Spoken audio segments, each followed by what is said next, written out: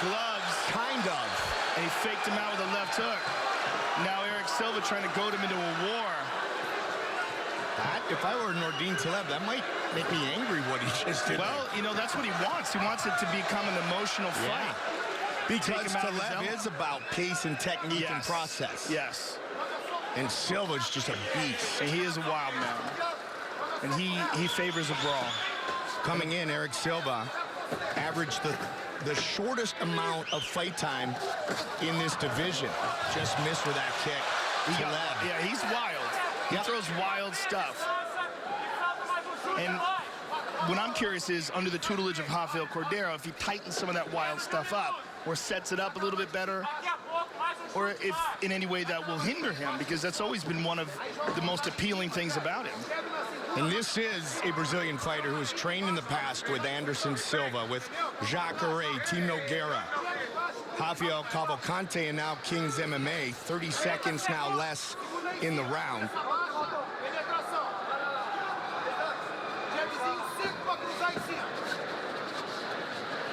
So that awkward roll of the ankle doesn't seem to be a factor.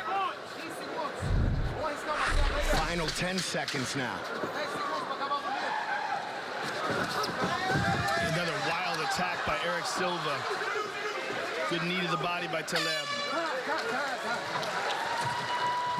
And here's a very odd moment by Nordine Taleb. He ate this kick, and that might have a big factor in this. Now look at his leg. Look, he's just, it's like his foot is giving out on him. It could have been that the right kick of Eric Silva made his leg numb. He could have suffered some nerve damage there, and his foot just wasn't responding. But only for a split second, Joe, because we saw him go back to his normal footwork immediately. And he threw a switch kick, so he seems to be fine. Yeah, most likely that is exactly what happened. Yeah. Silva wants to push the pace here in round 2. That was a hard leg kick right there by Taleb. And Silva tries to return the favor, but Taleb slides out of the way. This is the type of fight that favors Taleb. A technical exchange, because he does everything so textbook, whereas Eric Silva will look for openings and then do wild stuff like cartwheel kicks or wheel kicks or something nutty that you don't expect. That's his appeal. And it's part of what makes him successful. Whereas Taleb wants to fight very textbook. Keep an eye out for Eric Silva's low kicks. Taleb does not like them. And he's looking to switch stance there momentarily to avoid those shots. So let's see if Silva goes back to that. You see the bruising on the left leg under the knee from those kicks. That one checked. And that was the leg that he had a problem with. There's a nice inside and a right hand right behind it. Beautiful technique by Taleb. And a kick to the body. And again, Silva. And Silva attacks back. The kick of his own. Oh, my. Hard shot. It's all over. He's out. Nordine Taleb. Wow. Knockout. Wow. Catch the leg. Wow. Throw the cross. Finish the fight. Just absolutely pinpoint. That's a fired up Nordine Taleb, ladies and gentlemen. And the way he pulls the trigger on these punches, look at this. Bam. Catches him right on the forehead. I mean, he's essentially out already, and then lands a beautiful right hand to the chin right afterwards. Here it is. Boom! Puts him down, face plants him, and then shuts the lights off. All right, let's make this one official. Here's Bruce Buffer. Ladies and gentlemen, referee Herb Dean has called a stop to this contest at 1 minute, 34 seconds of round number 2. Declaring the winner by knockout, Nordine Taleb.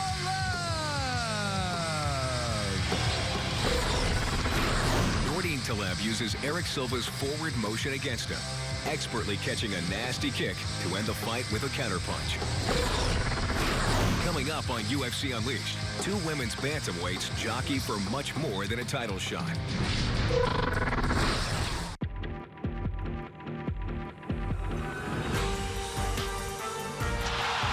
Dynamite dunk for Blake Griffin. Oh, that'll bring the house down. Gray for the dunk. Sensational shot by Ish. Blocked on the dump try by Blake Griffin. The crowd exploding here at Little Caesars Arena. And then these guys, wait, where are you? There we go. Do you have picture-perfect skin that you're proud to show off? Or do you still deal with breakouts? Bad skin is embarrassing and so frustrating. It's time to get real about getting clear. It's time to get Proactive MD. I've been dealing with breakouts and acne since I was in high school. Proactive MD is the only thing that's worked for me. My skin has never looked this good. Proactive MD is different. It includes an advanced retinoid that you could only get from a doctor. Until now. This retinoid penetrates deep to stop acne at the cellular level. And it keeps working for 24 hours, so new breakouts don't stand a chance. Proactive MD changed my life. You know, it gave me great results. Now I'm just like thankful every day that I have clear skin. Now it's time for you to give Proactive MD a try. And you don't want to wait, because if you order before this clock runs out, you'll get our complete 3-step system for less than $20. Plus, an incredible free gift. It's our all-new pore cleansing brush with charcoal-infused bristles. I am obsessed with this charcoal brush. The fact that you get it for free, that blows my mind. Charcoal is known to draw out impurities like a magnet. Dirt, sweat, and makeup get whisked away, leaving your pores clear. After I use the brush, my skin feels clean and smooth. It's definitely pretty awesome. Call 1-800-455-0575 or go to Proactive.com right now. You can try Proactive MD for 60 days. That's 2 whole months. And if you don't see a really great transformation in your skin, you can return it for a full refund. But keep the brush as your free gift. Don't wait 1 more minute to get picture-perfect skin. Call 1-800-455-0575 or go to Proactive.com now.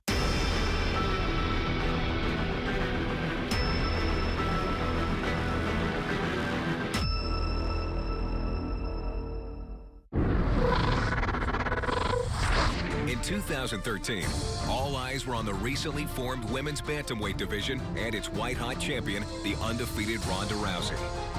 In April of that year, the Ultimate Fighter Season 17 finale hosted a pivotal battle between former Strikeforce champion and Rousey rival Miesha Tate and the undefeated Kat Zingano.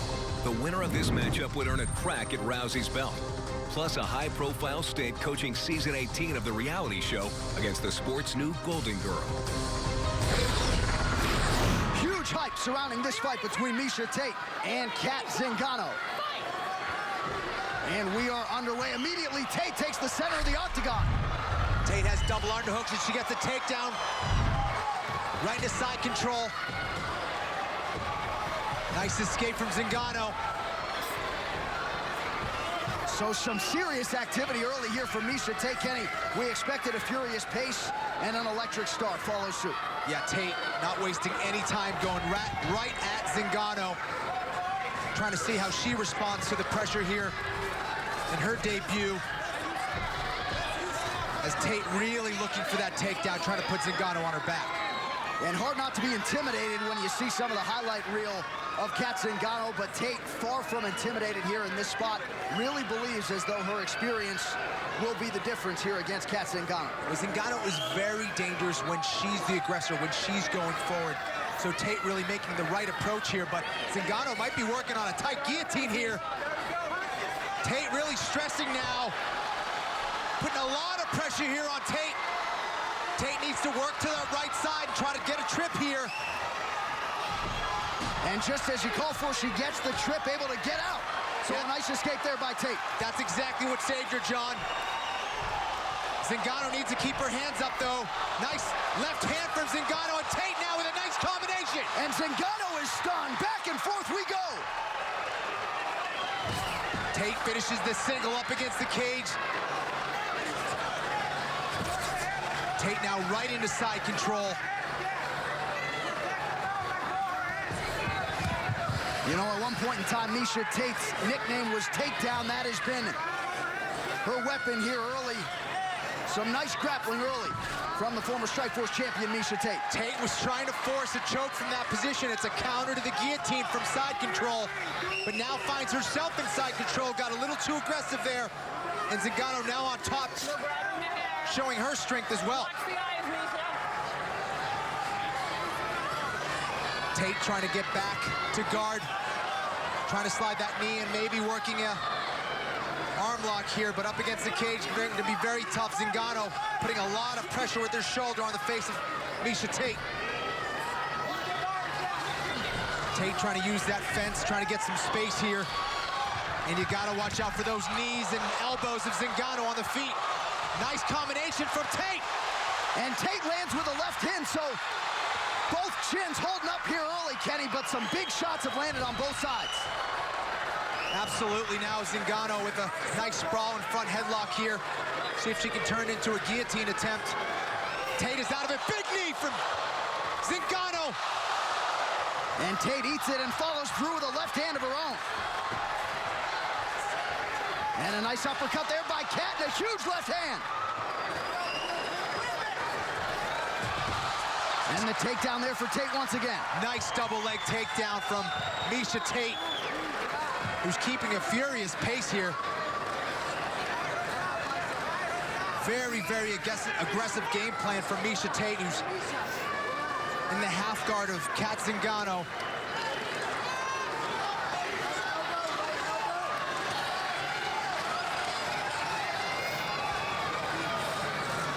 Zingano has only gone the distance once in her 7 pro fights, so perhaps that gas tank bears watching if we do see a second and third round.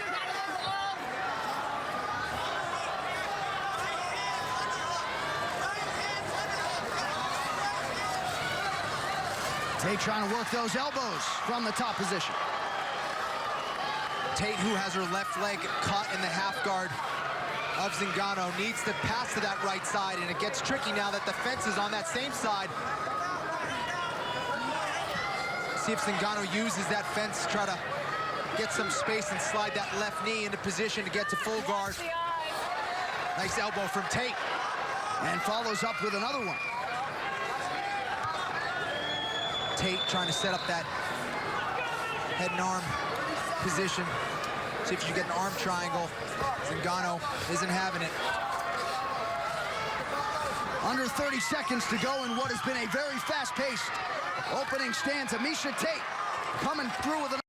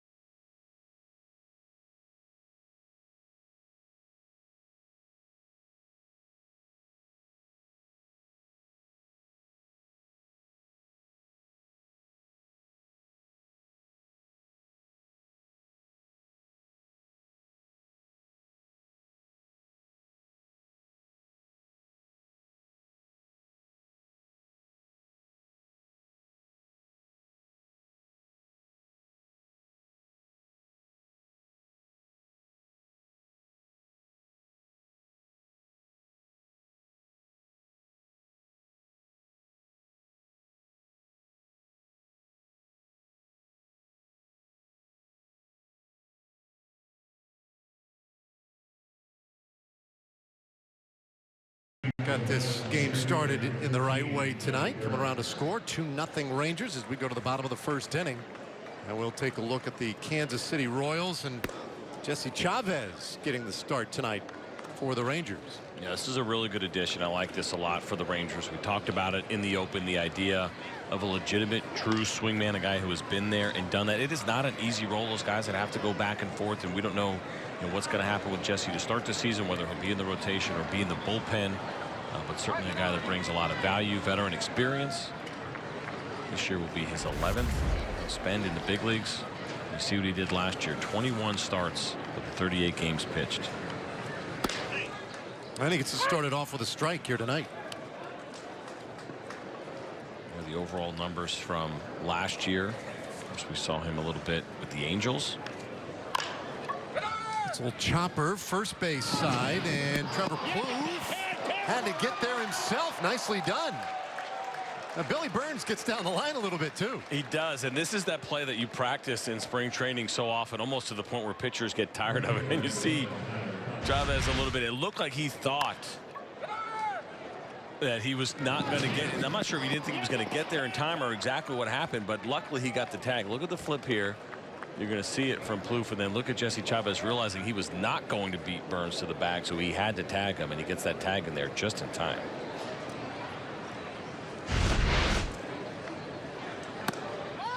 So Chavez comes right back now to Tyler Collins. Well, spring training for everybody. Plouffe. What's that little exchange there to Well, the other Chavez. part of that too is you think about how often, how many reps is Trevor Plouffe taking at first right now during spring training, right? I mean, he's certainly can play multiple positions, but it may not have been a ton over there. And I don't think he did anything wrong necessarily. He just had to wait. Jesse was a little bit late getting over there and trying to get that flip right. It is not easy. A lot of people say, oh yeah, just take this guy and put him over first base. It's a much more difficult defensive position, I think, than most people realize. And there are a lot of little things like that flip. Picking balls not as easy as it looks. Joey Gallo made the conversion to first base. Looked pretty easy last year. It is not that easy. 2-1, and Plouffe with a little backhand stop again finds Chavez. 2 up, 2 down.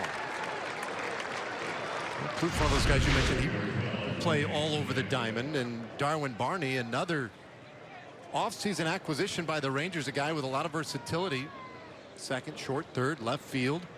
Has a Gold Glove on his resume as well. So Rangers finding a couple of guys with good track records and with that great flexibility that they may very well need, because they might go with a shorter bench this year. It becomes more and more important, I think, every year as we dig deeper and we watch the game change a little bit.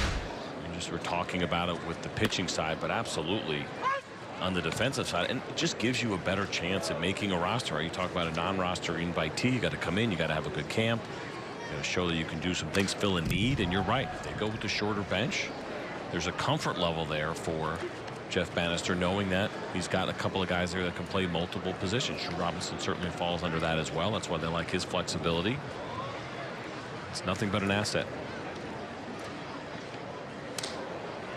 So Lair gets a piece. Count 0-2 on the Royals left fielder tonight. So Lair, a big piece of the Wade Davis deal prior to last season with the Chicago Cubs, and a lot of very high expectations for him as he goes down swinging, and Jesse Chavez offers a 1-2-3 bottom of the first. Rangers with the early lead.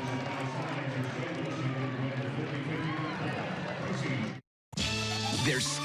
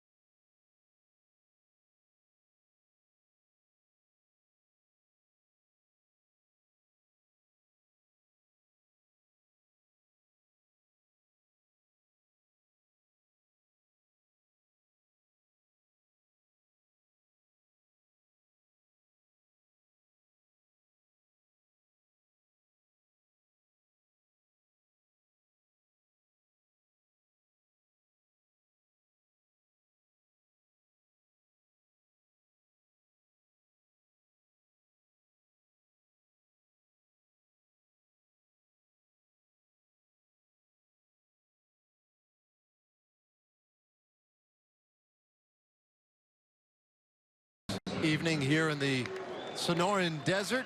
Well, the Texas Rangers really excited about a new grant program. They want to help renovate and refurbish youth baseball and softball complexes, provide new equipment with the Globe Life Texas Rangers baseball and softball grant program.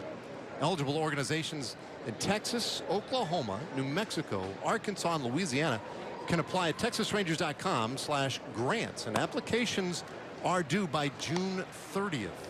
But really an exciting program and a great opportunity to get a little help for some of those fields and help promote the game of baseball with the kids.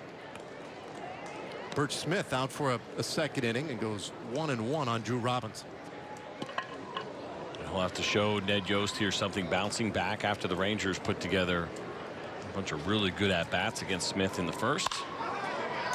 Robinson loops that one out there to center field, drops right in for him, and Drew has a base hit here to start the second inning.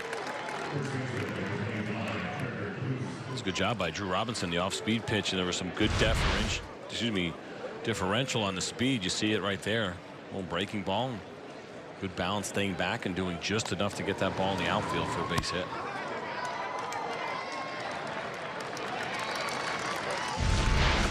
You can pick a handful of guys, I think, your average spring training where spring training really matters, results matter, got to show something. I think you put Drew Robinson in that category. Important for him to have a good spring. Plouffe lifts this one out towards center field, and Burns with plenty of room out there. One away. Robinson with the tag, and he moves up to second base.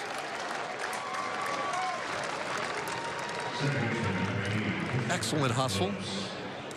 One away, but a man in scoring position now.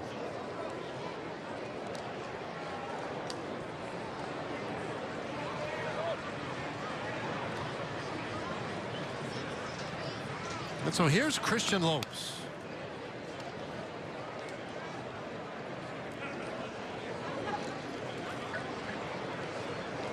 Lopes today getting the start at second base, batting ninth. Signed as a minor league free agent in December. This is his first year in the Rangers organization. He spent his entire career in the Blue Jays organization, originally a 7th round pick by Toronto back in 2011. And another guy with a lot of versatility. 1-1 on Lopes. So this is 7th pro season, still looking for that cup of coffee. Good contact hitter. Does not strike out a lot. Puts it in play, but also work a count, draws some walks. He's done a nice job last year. That on-base percentage in Buffalo, 349. The year before, most of that season was spent in Double-A, 357. The on-base percentage, and certainly something that matters that teams look for. The strikeout, yes, is more accepted. We talked about that a lot last year. I'm sure we will continue to see. I would guess those numbers would climb. We saw 40,000 of them last year. First time that's the most we've ever seen in our game. To go along with those better than 6,000 home runs, also a major league record. 2-1. That breaking ball not getting it done so far tonight for Smith. Yeah, at some point, though, you're going to reach peak strikeout or peak home run. I mean, you can't just continue to go. And there's ball 4. Lopes takes the walk. So that's what we're talking about. A guy who can be selective. And now 2-men aboard as we turn the lineup over. DeShields will get his second shot. Nice job in the first inning. Great job taking a ball to right field on the ground. And, of course, using the legs, putting some pressure on Drew Butera, who could not handle the pitch from Smith, and then doing it again as he steals third. That ball thrown into the outfield. And that is fun to watch. Listen, 6,000 home runs are cool. But that is a lot of fun. That is a little bit of old school baseball, quality baseball. Delino DeShields showing off all those offensive tools in the first. Well, he's got Robinson at second, Lopes at first, and here comes the bunt, and that one dropped. Looked like Smith had a play on it, and then he throws it away. So Robinson scores. Lopes will round third. He scores. And now heading to third, DeShields, and they got him. Wow. Well, 2 runs come in on the bunt. But Delino maybe just looking for a little too much. Got a little greedy, but that's okay. That's spring training. You take some extra chances there. There should be probably 2 errors, I got to believe, maybe potentially on the pitcher. Here's the bunt. There's an error there, I think, and then maybe another. I don't know if they're going to give him 2 or not, but nevertheless, I got to believe the Royals might be doing a little bit of extra PFP, pitchers fielding practice. Again tomorrow. It is a spring training staple. Essentially, the Rangers were trying to give him an out, and eventually they got it, but not before both of those runners scored. Delino was arguing with our base umpire there that the tag actually hit his helmet, which at that point was loose. It was on its own trajectory, and that he didn't actually tag Delino. And I think looking at that replay, he probably had a pretty good argument. He may have. Fortunately, no instant replay in spring training. And no, I don't think anybody's complaining about that. Ball and 2 strikes on Shin-Soo Choo.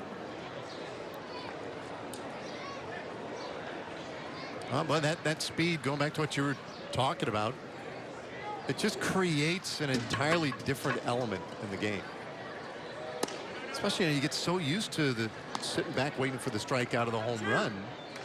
I think for defenses, it can be a rude awakening to have to deal with somebody like that. Without a doubt. And the speed game has certainly started to disappear in baseball, right? Stolen bases, of course, are way down. It's not what they used to. And it's more about so much that players aren't fast, but more about what makes sense as far as risk, right? And teams run those numbers, and they don't want to run into outs. Well, Choo with another good at bat draws his 2nd walk of the night. So what kind of official scoring? Did we get an official scoring? Well, it's a fielder's choice. All right. Because originally it looked like he could have caught that ball in the air. Correct. And that's why Drew Robinson was kind of stuck in the middle as far as what he was going to do. And then once it was dropped, then the error. That's where the first. So they didn't give him an error on dropping the ball. No. Too tough of a play. Too tough of a play. This is what we're saying here. All right. And then it's a 7-2 to 5. Left field catcher 3rd to get DeShields.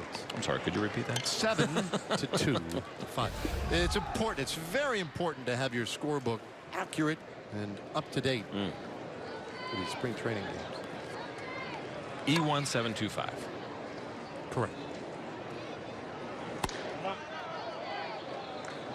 Ball and a strike on Elvis Andrus. Smith, we did not mention, was a Rule 5 pick, actually originally by the Mets and then traded to the Kansas City Royals. So he is in that spot where if the Royals wanted to keep him in the big leagues all year long.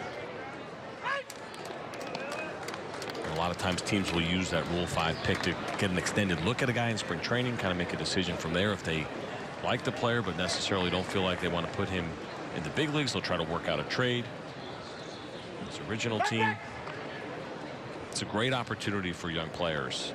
Ones that may have a hard time breaking through, they're not protected on a 40-man roster, and all of a sudden a team picks you up in that Rule 5 draft and runs you through camp because you're always going to get an extended look. Always going to dig in. They're going to give you innings. They're going to give you at bats against the best in the game. See what you're made of. Well, Andrews strikes out swinging, but the Rangers tack on 2 more in their 2nd inning and off to a real fast start tonight.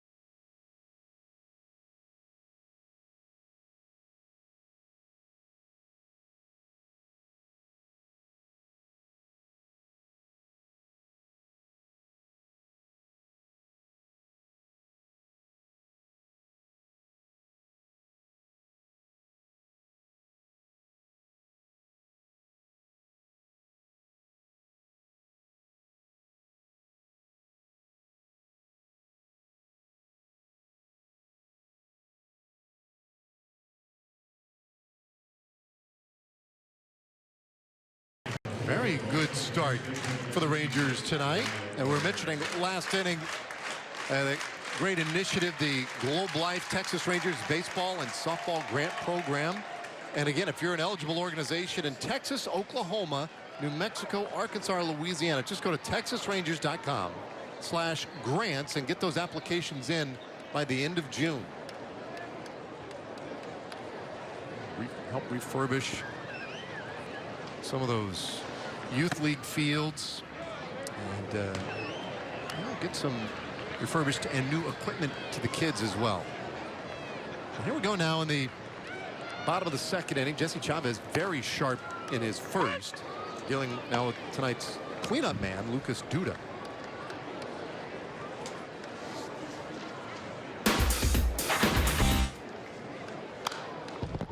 One and two the count. It was actually Ryan O'Hearn was a late substitution for Lucas Duda. He's doing his best Lucas Duda impression. Big man from the left side. You got the original scorecard. We go back to the spring accurate scorebooks. Very critical. There's a 4-3 put out. Take care of O'Hearn. So what happened to Duda? They didn't. I asked. Nothing official. There's no, but he was scratched, so not exactly sure why. Yes. Spring training for everybody. All over the map. All right, one away, and here's Cuthbert. So Chavez continuing to look very good. Today, Jeff Banister was asked a lot of questions about the rotation and its ongoing evolution, because there was a lot of talk about a 6-man rotation. That seems to have quieted. This ball lifted well out there to right field, and Chu back to the fence, able to track it down.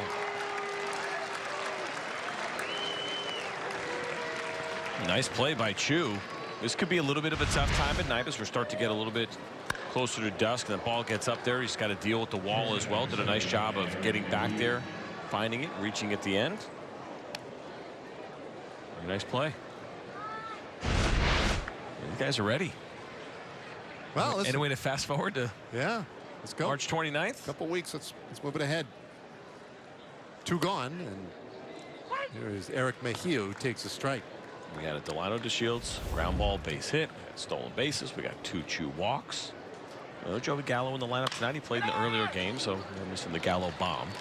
But other than that, we just got another perfect inning from Chavez. So 2 very sharp frames by the right-hander. We go to the third.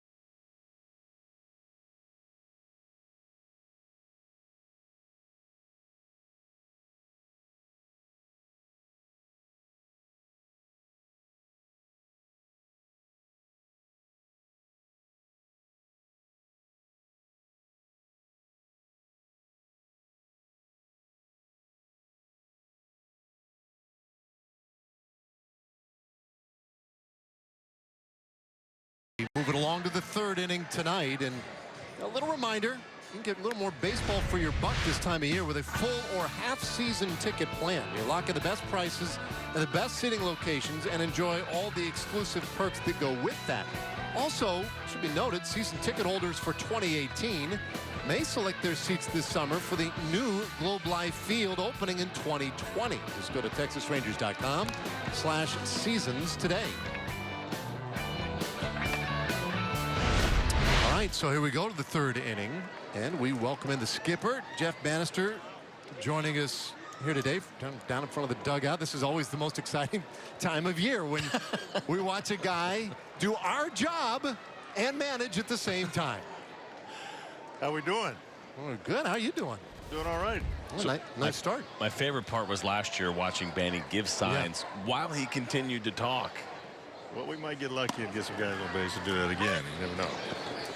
Well, it was a really good first inning, and it really felt like almost kind of mid-season form. Delino DeShields, now we know, will be your leadoff hitter and playing center field, and maybe one of the few guys in the game that you'd like to see hit the ball on the ground, right? As much as we talk about fly balls, Delino does exactly what I believe you're expecting from him. Absolutely. No, with the trend in baseball to hit everything in the air, for a guy to put it on the ground and run really fast and be really good at it is exceptional for us, and we like it, and we like that he's on our team, and you see what he's done in 2 innings, really, creating runs for us. Yeah, he brings a whole different feel to the ball game. And you were mentioning something, I think it was yesterday, you talked about when he gets on base multiple times in a game, what a difference that made for your club last year. I mean, we have some of the breakdowns, you know, when he scores a run, your winning percentage is off the charts. When he gets on simply a couple times a game, it's a big difference. It's a huge difference, and I don't know that it was just last year. I think it's as long as we've had Delino in the lineup for us. And no, get back. How many times do you say that to yourself in a season? Well, a lot, by the way, especially when it comes to Adrian. But you know, it's as much as we can keep him on the field, the better. But you know, in Delino's case, since he's been with us, we Rule 5'd him, and as he continued to play for us, and we saw the dynamic of, and it really plays out well for us. At least 2 times on base in any given night. I think our win percentage goes to about 72%. And do you notice a difference for a guy like him where, you know, and correct me if I'm wrong, but he had a little something to prove last spring training and maybe even early on in the season compared to he made his statement last year. He kind of knows where he stands, at least coming into camp. Was there a difference that you're seeing from him maybe from this year to last? Absolutely. A lot more confident. His work has been you know, diligent in the case of getting himself ready for the season, of what he is going to have to do to help us win, to get better at playing defense, how he maneuvers in center field, how he's going to take control in the outfield. But we saw it tonight, the ability to swing the bat to get on base and bunt a baseball to get on base as well. He's cognizant of all those things, and he's been working diligently and really hard. Odor won't quite get that one squared up, but as long as we're talking about guys working on things at spring training, Manny, Rookie has really shown a much different approach this year. Yes, he has. He's come in with the mindset of 1 pitch, 1 zone mentality early here in spring training, seeing some pitches and still trying to stay aggressive in his zone. Look, this is a guy that we love when he swings a bat for us, but it's swinging the bat at pitches that he can drive, and what he did in the first there for us. And talked about he's been a little bit late in some of the swings, just a tick off. And one of the things I told him before he went up to the batter's box, I know the hitting coaches Miesha and I Post have been working really hard for him to get that foot down and get the barrel to the baseball, and that's what he did. And when he does that in his zone, he's pretty special. Yeah, it's interesting. You talk about 1 pitch, 1 zone. Another base hit. Get that base hit, but listen, people are going to say I'm crazy, and maybe I am a little bit, but I think about Bryce Harper when I think about that conversation.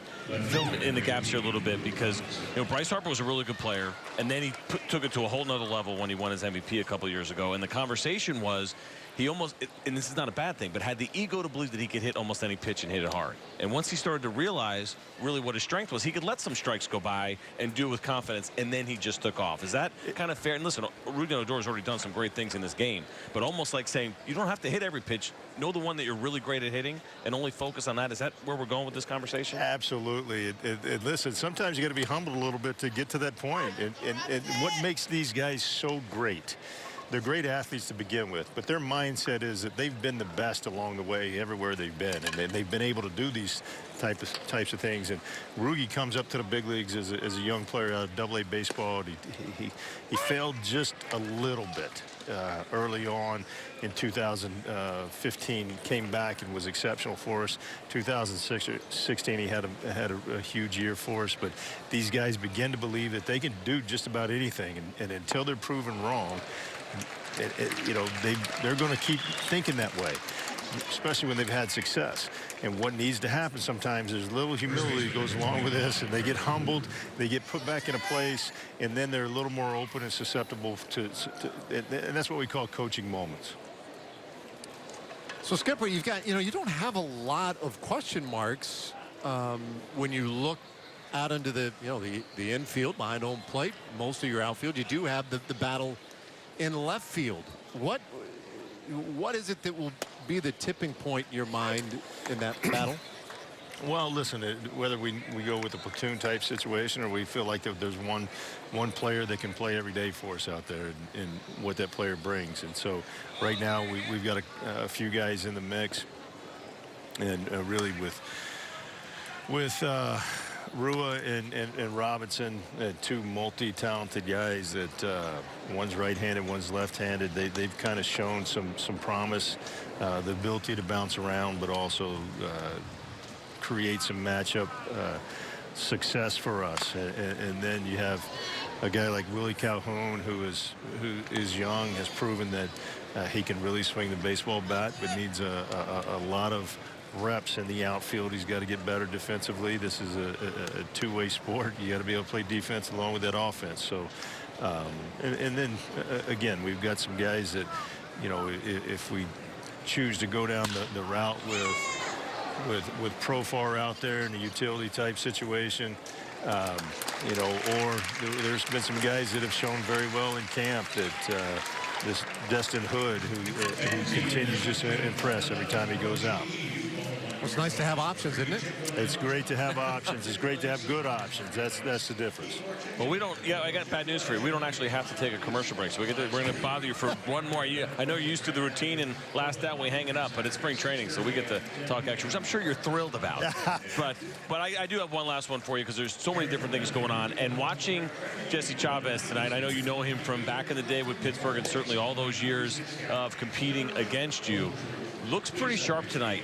The conversation of, you know, spring training results and really trying to make your evaluations, because spring training can fool you once in a while, as can September, is kind of the old saying goes.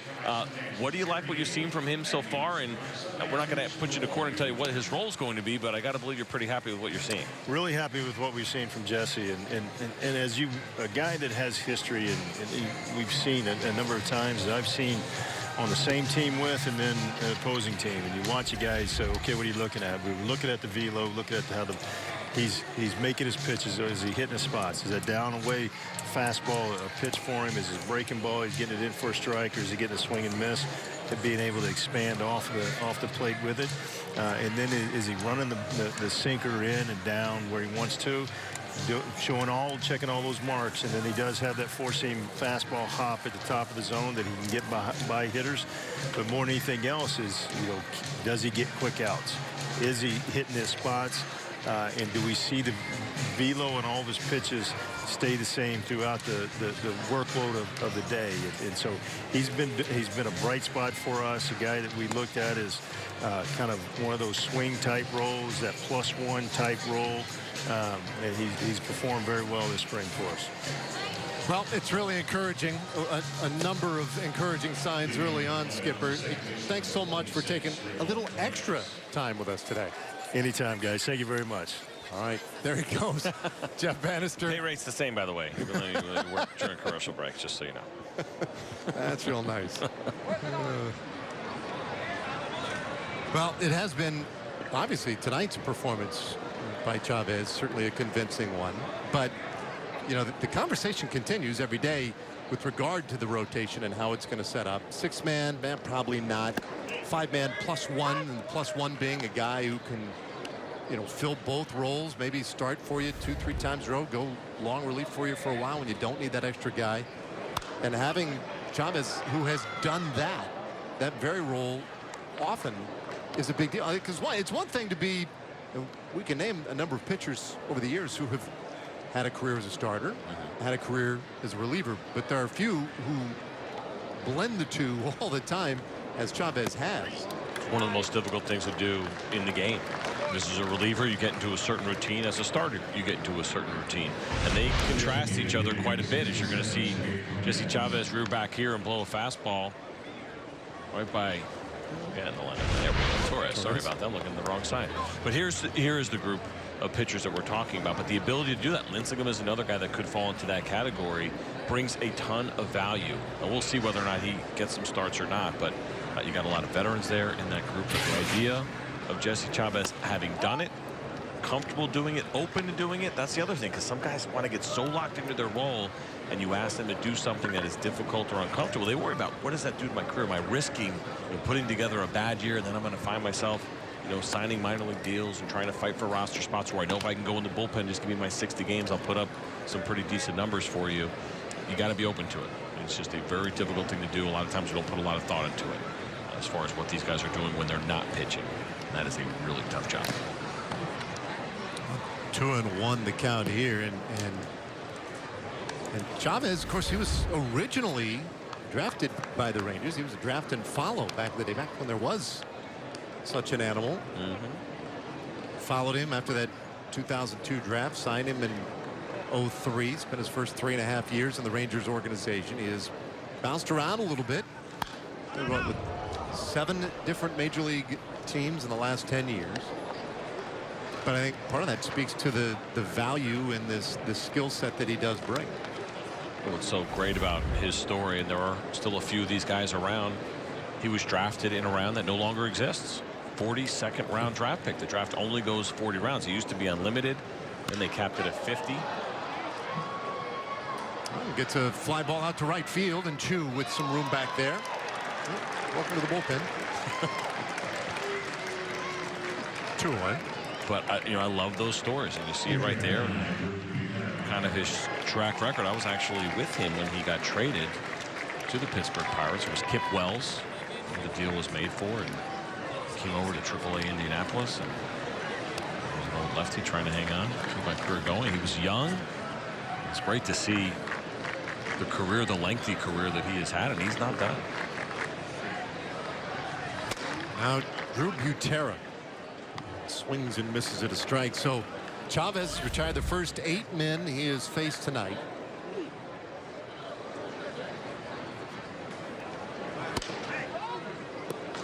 Goes 1-1 here on Butera. And it's a deep repertoire too. That's the other thing. And he's a guy, obviously, you don't pitch into your 30s. You don't pitch this long unless you know what you're doing, unless you're smart. Develop that repertoire to be a good pitcher in the big leagues, and he has been. Well, another veteran bails him out right there. Adrian Beltre with a nice stop down at third base, and it's another 1-2-3 for Chavez. Rangers up early.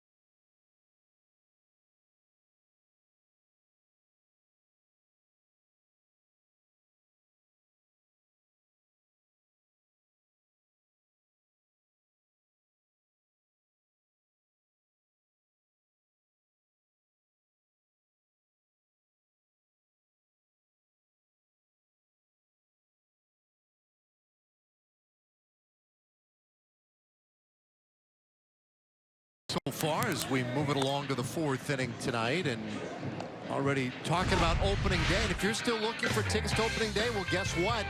It's included in the 10-game plan, offering free opening day tickets. 6 different plans available, starting at just $190. Go to TexasRangers.com/10-game plans to buy your plan today. The sale ends March 19th, which is about a week. The 19th? That is exactly a week. Opening day, 17 days away. Is that right? That is right. Like Chavez. Yeah, that handshakes. Thanks for catching that ball. That last one. 29 pitches. Is that all? Yeah. Now, so here's the question, right? I mean, this happens all the time, right? And Manny warned us about this morning. Said, look, Chavez, he could be up to 65 pitches, but I don't know that you're going to see all those in the game, right? We're a little backed up. We got to get some guys in. But guys would normally then go out to the bullpen and throw, but that didn't look like the way he was wrapped up. Bouncer to the right side, and there is a base hit to start the 4th inning. Well, he may. We'll see, but you're probably right based on what we have seen so far. We'll tell you this. Yes, the pitch count was pretty incredible for 3 innings as Chavez kind of gathers his stuff. So we'll see whether or not he goes down to the bullpen to throw a little bit more. But as you get older, those are bullets you kind of save, right? Because don't forget, of course, he warmed up before the game, full routine as a starter. It's 3 innings worth of work, right? That's another 7 to 8 pitches in between each inning. So you got the up and down that you're looking for. The pitch count doesn't always tell the complete story. Now, would he like to go down there and throw 20 or 30 more? Maybe. Or if he feels like his arm has had enough and he got the workout that he needed, then you go ahead and shut it down. Everyone's different. I'd say when you're younger and you haven't been hurt, you get down there and throw probably 30 more. You probably need to do it. But as you get a little bit older, you do get a little wiser, at least some of us. You're including yourself as one who is grown wiser? I'll leave it up for debate. I'll let you decide. That is a good debate. There's a strike to DeShields. 1-1 the count. Trevor Oakes, who came in last inning after 2 innings to start this one tonight for Birch Smith. So they went from Birch to Oakes. Let's see what else they have up their sleeves tonight. Do you know any other trees? Spruce.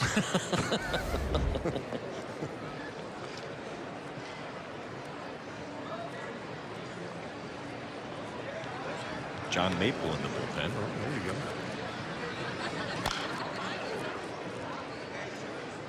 go. 1-2 to DeShields. Real nice start to this one tonight for Delino. Base hit in the 1st inning. Couple of stolen bases. Got the uniform dirty right out of the gate.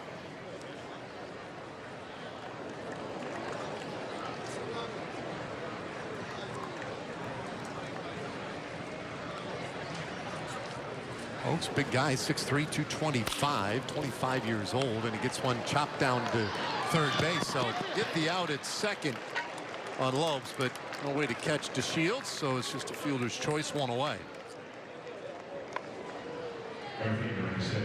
It's going to be pretty difficult to double up Delino DeShields, and especially when you get this little soft chopper right here, even though the 3rd baseman is in a little bit and give it their best effort, but you're not going to double that man up, not on that ground ball.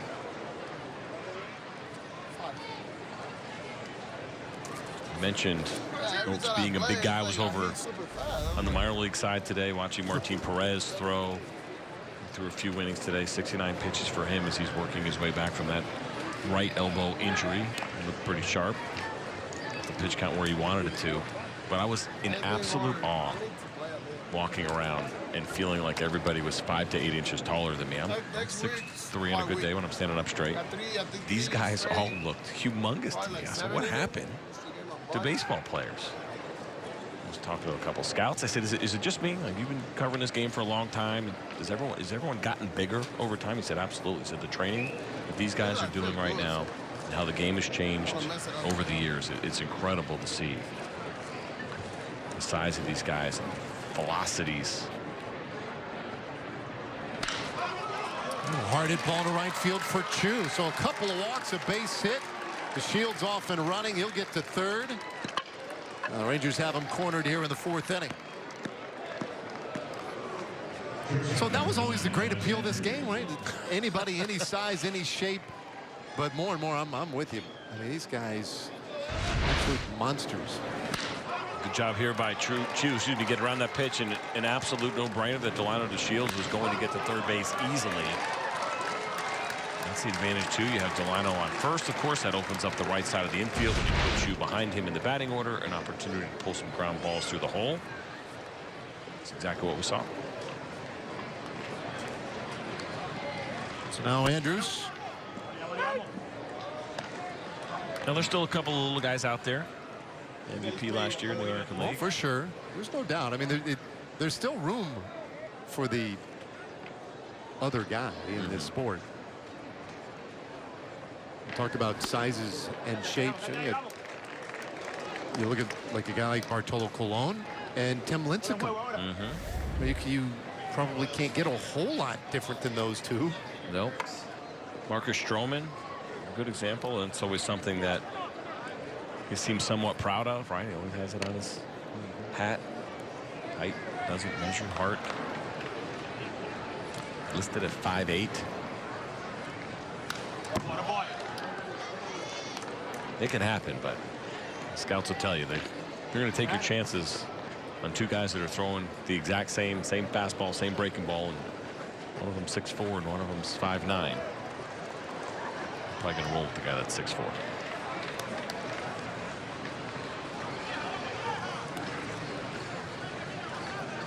Oaks set in the 0-2.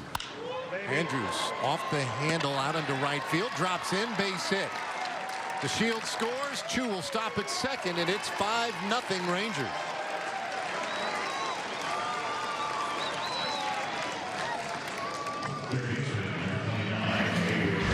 How much last year did we talk about how important the home run was to the Texas Rangers offense? But here they are, 5 runs across and doing it this way. Some base hits, stolen bases, some walks. Still with the 1 extra base hit so far, right? The Rougned Odor double. It's something you want to look for, I think, with this team, is their ability to score runs when they're not driving the ball out of the ballpark. We know they can hit home runs. We know Joey Gallo is going to mash. We know Nomar Mazara is going to mash. We know Rougned Odor is going to hit his home runs. But finding other ways to score is really important for this lineup. You start talking about trying to go from your 78 wins to knocking on the door at 90 or whatever it may be. The offense has to be a little bit more complete more often. Of course, the pitching matters as well, but that's a big key, and they're showing it so far tonight. Well, Beltre had the sac fly in the first inning, and then singled to lead off the third. You can see on that note right there, last year, injuries to both calves and limited him to just 94 games. Just the second time in his career he played fewer than 100 games in a season. The other was his rookie season with the Dodgers all the way back in 1998. A big key for this team, this offense too, will just simply be Beltre's presence in that lineup. 1 and 2 the count. But to your point, you go back, last year this team hit a lot of home runs. They had some holes in the lineup, and the strikeouts certainly hurt some rallies and some potential scoring opportunities. You go the year prior though, in 2016, and that team was as adept as any at getting runs in and finding ways and playing great team baseball and still hitting the home run. So you have to get that piece of it up. Beltre strikes out for the second out of the inning. No, you certainly don't. I think in today's game, of course, we talk about home runs so much and how many were hit, as you see what the Rangers did a year ago and where they ranked, and they still did a really nice job of scoring runs, but you see the home runs there. Stolen bases were a big part of this offense last year. Batting average down a little bit. Just look at them in the American League, 13th out of the 15 teams, but definitely some good things happened last year. They could expect that to continue and maybe even build on it a little bit this year. Well, that'll do it for Oaks. Third pitcher coming on for the Royals in a moment.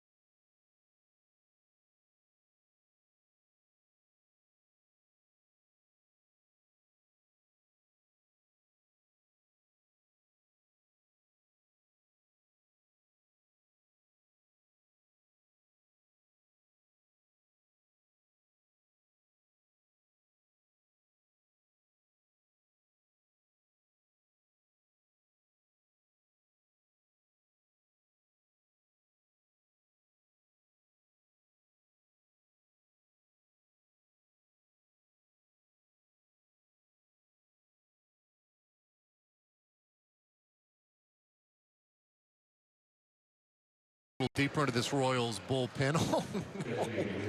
It's all right, little fella. Hey, good news for you, kids. Opening night this year. It features post-game fireworks. And it's the first show of the season. It's going to be Friday, March 30th.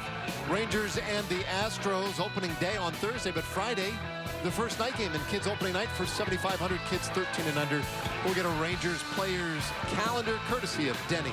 Stick around for the post-game fireworks presented by TXU Energy. Go to TexasRangers.com or call 972-RANGERS. It's going to be all right. 2 men on, 2 out here. A run across in this 4th inning. Eric Stout is the new pitcher.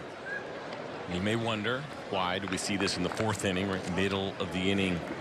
Pitching changes, but for a guy like Stout here at camp, you see his numbers from a year ago, but a guy that has put up some terrific numbers against lefties. 193 batting average last year, 181 2 years ago, and so Ned Yost is going to give him an opportunity to face a good left-handed hitter in Rougned Odor. And whenever they want to get a look at a guy, it's one thing, you know, go give him an inning. It's okay, you're going to pitch this inning, but if there's no lefties that are coming up, if that's the role that you see, you kind of wait and you try to pick your spots. And the minor leaguer gets to go out there and try to face Rougned Odor in a spring training game and impress the big league manager.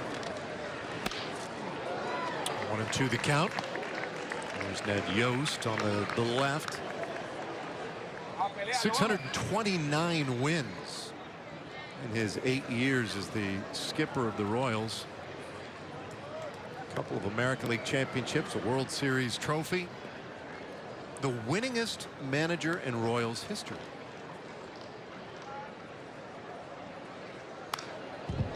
Stays 1-2. I don't know why that one, when I came across that little jumped out at you this offseason, I thought, wow, really? They certainly put together a nice run. And they had to go through those early years of rebuilding, which were difficult on Ned Yost and the Royals. Tate Moore did an excellent job. Got themselves to a World Series in 14, then won the World Series in 2015. Yeah, but I'm with you. That jumps out a little bit. Think about Whitey Herzog is a name that just jumps to mind. High fly out there into right field. Not going to get it done. Collins gets there underneath it, and the inning is over. Rangers will settle for one more. And we'll go to the bottom of the 4th inning. 5-0 Texas.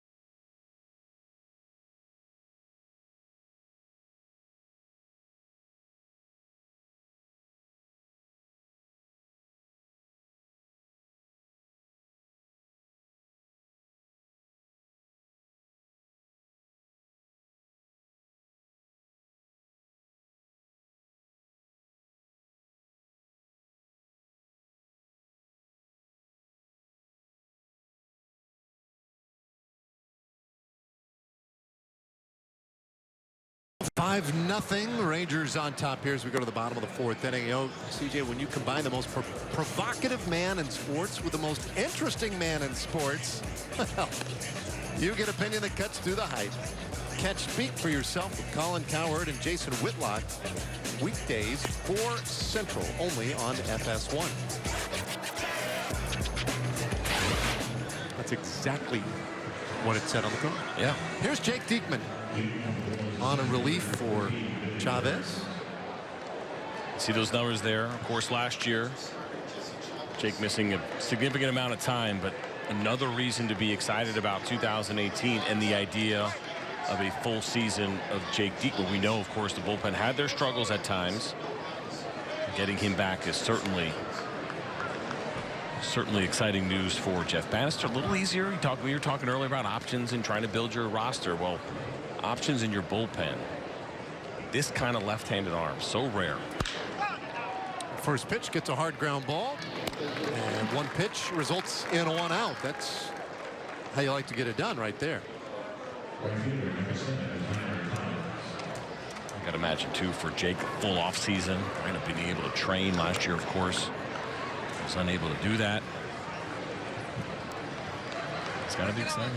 I mean, the other thing, it's just physically this year for him. You know, last year with the 3 surgeries, his weight got down to 181 pounds at one point last season. By year's end, he got it up to just a little above 200. Came into camp at 221 pounds. Wow. That's a 40-pound swing from the low point last summer. I mean, he's bigger, stronger, healthier. He was throwing 94 right at the start of camp. I think maybe dial it back a little bit these last couple of times. I mean, typically early in camp, he had been a high 80s, maybe 90-mile-per-hour guy, but he came out firing this year. Well, it's not surprising, right? It doesn't matter how old you get, how long you play this game. Whenever it's taken away from you for any period of time, when you get back out there, you realize how much you love it, how fortunate you are to be out there. And it is difficult, even for a guy like Jake, who we know his status on the team. We know how important he's going to be in the bullpen. The spring training adrenaline is not quite regular season adrenaline, but I think in his case, a little bit. There's definitely a little bit of that for him, the excitement, being healthy again, and the idea of going out there and pitching around 70 games. He goes 2-2 to Tyler Collins. Would not take the bait on that slider. Collins grounded out of the first inning. He's 0 for 1. Royals haven't had a base runner yet tonight. Jesse Chavez, 3 perfect innings, a couple of strikeouts, needed just 29 pitches to get through his work tonight. 3-2. Old tapper right back to Diekman. Plenty of time. Throws a strike, and they're 2 away. I'll say he had plenty of time. That was a little bit closer than I think anybody wanted. I thought he had plenty of time too. Tyler Collins, the guy wants to make an impression in camp, running out everything hard. He thought maybe he had a chance. Head down, just takes off. Watch it here. That ball died a little bit more maybe than Jake was expecting. He saw him look in the glove a little bit, make sure he had a good grip. Fortunately, no replays in training. 2 gone. Trevor Plouffe has had a lot of excitement over there at first base tonight. Here is Soler, and he takes one up and away. Soler struck out in the first inning. He's having a nice camp, though. Look at those numbers. 4 home runs. We know he has the power. The question with Soler is his ability to put the ball in play consistently. Big, strong right-handed bat. I was going to say, we were talking about last inning with Stout coming in to face Odor. You can contrive that lefty-lefty matchup a little bit. What you can't do defensively for a guy like Trevor Plouffe when you put him at first base. Now, he's played in the big leagues 40 or so games at first base, but Jeff Banister wants to get a look, and you don't get to pick where guys hit the ball during the game. So he has got himself a nice look to see what can Trevor do over there at first base, and he's done a good job. Already has had a lot of action. He's a veteran guy, and certainly plenty of scouting reports about him, but there's nothing like seeing a guy firsthand, right? When you got a guy that's competing for a spot, you can read reports all day long. Everyone can have opinions.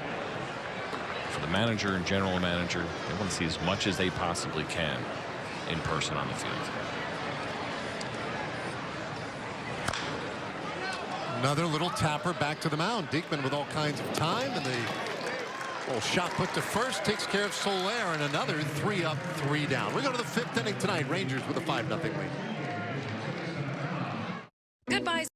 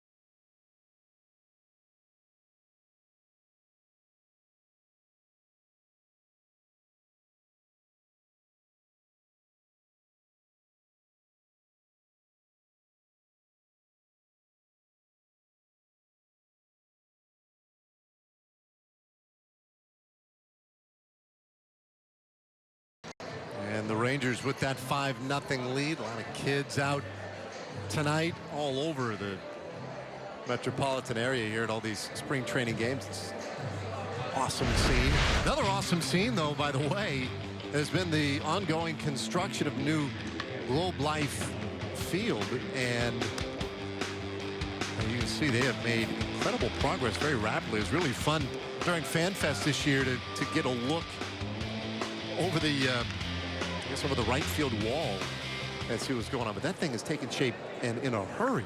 It's exciting to see. I mean, we got to be patient. Still got a couple more years to go, but you're right. You start seeing that, you start getting a feel for where things are going to be, where the field's going to be, all of that.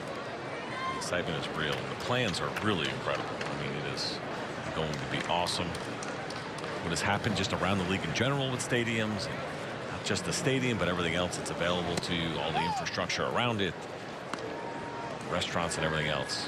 And it's going to be beautiful. And maybe nothing more important than the roof. That's going to be pretty exciting. That would be very nice. Chirinos takes a strike from Almonte, 1-1. I think that's right. That's the great thing about it. You have to have the roof. It's a beautiful day. Just leave it off.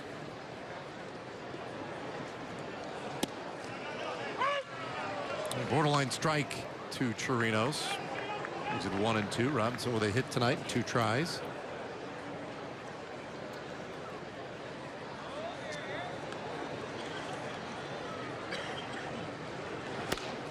And he comes up empty. Strikeout for Miguel Almonte. Oh, there's Chavez, so he is getting that extra work. Now that's interesting as for, to me, the amount of time that passed by a little bit as well. A lot of times guys will try to get that in right away when their body is warm. Maybe Jesse wanted to simulate the inning, right? Give it a little bit more time. And then the other part of it, too, when you're doing that kind of work, is sometimes you want to give the reliever that you know is going in the game, let him have the mound. Even though there's a couple of mounds out there, sometimes you want to let that guy have that mound by himself as he gets ready.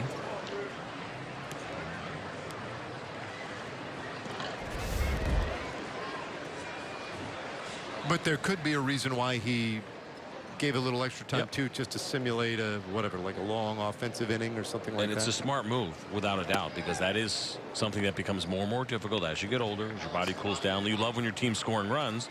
There's a part of you, when especially when you're in a groove, that you kind of want to be back out there as well. So it's a smart play. A lot of pressure taking a perfect game out to the pen like that too. The good news is I really like his chances of he's going to continuing. complete this one? Yeah. Wow. Stay tuned. All right. I've walked a couple guys in the pen, but never given up any big hits. 2-2 to Robinson, who has a base hit and a run scored tonight. I'm talking with Jeff Banister earlier tonight about the flexibility of a guy like Robinson, who's among those candidates for the left field spot. He strikes out here 2-away. Miguel Almonte, very sharp out of the bullpen.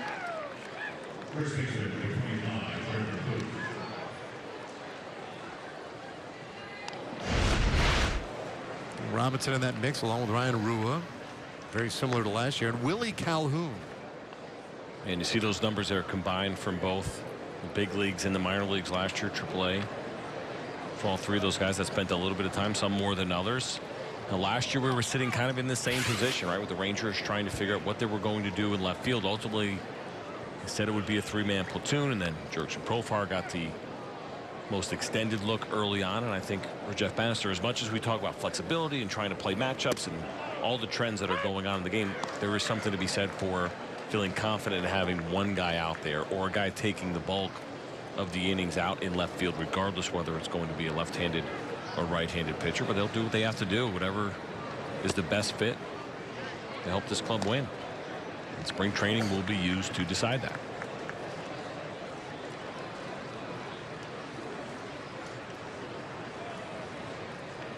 Of course, Profar last year had the first 20 games out there, and it just did not go well. And it was DeShields who was coming off of just an incredible spring training. I think it was like 14 for 14 in stolen bases, hitting for a high average, driving the ball, doing everything you could have possibly done right. And even then, when they decided that they were done with profile in left field on an everyday basis, it went to Ryan Rua briefly. This ball hit well down the left field line and foul. 2-2 on Plouffe. I think it's a good testament to Delino DeShields, because it would be easy to get discouraged in that situation, right? You go out, great year a couple of years ago, the greatest year in 16, but then comes back, great spring training, but doesn't get the starting job to start it off, right? And it's easy to kind of take that woe is me attitude, and I feel like I deserved it. He had a fight to get that regular playing time. He absolutely earned it last year. Well, right by Cuthbert and into left field, a base hit for Plouffe.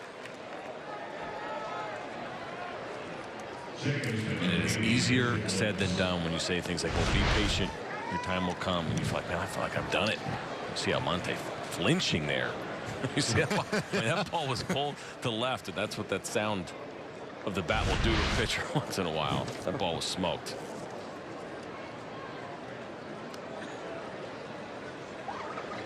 And so now Almonte will go to work against Christian Lopes.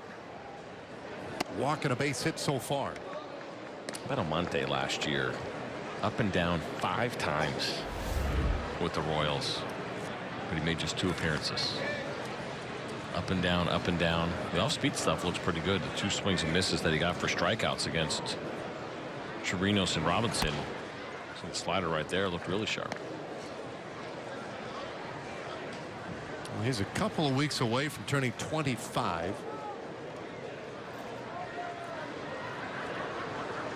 6'2", 210 pounds, out of the Dominican. Pitched to 9 games in 2015 with the Royals. Little bouncer up the middle. They take care of Lopes. The inning is done. Rangers leave a man. We're halfway there tonight. This one with the Rangers 5-0 lead.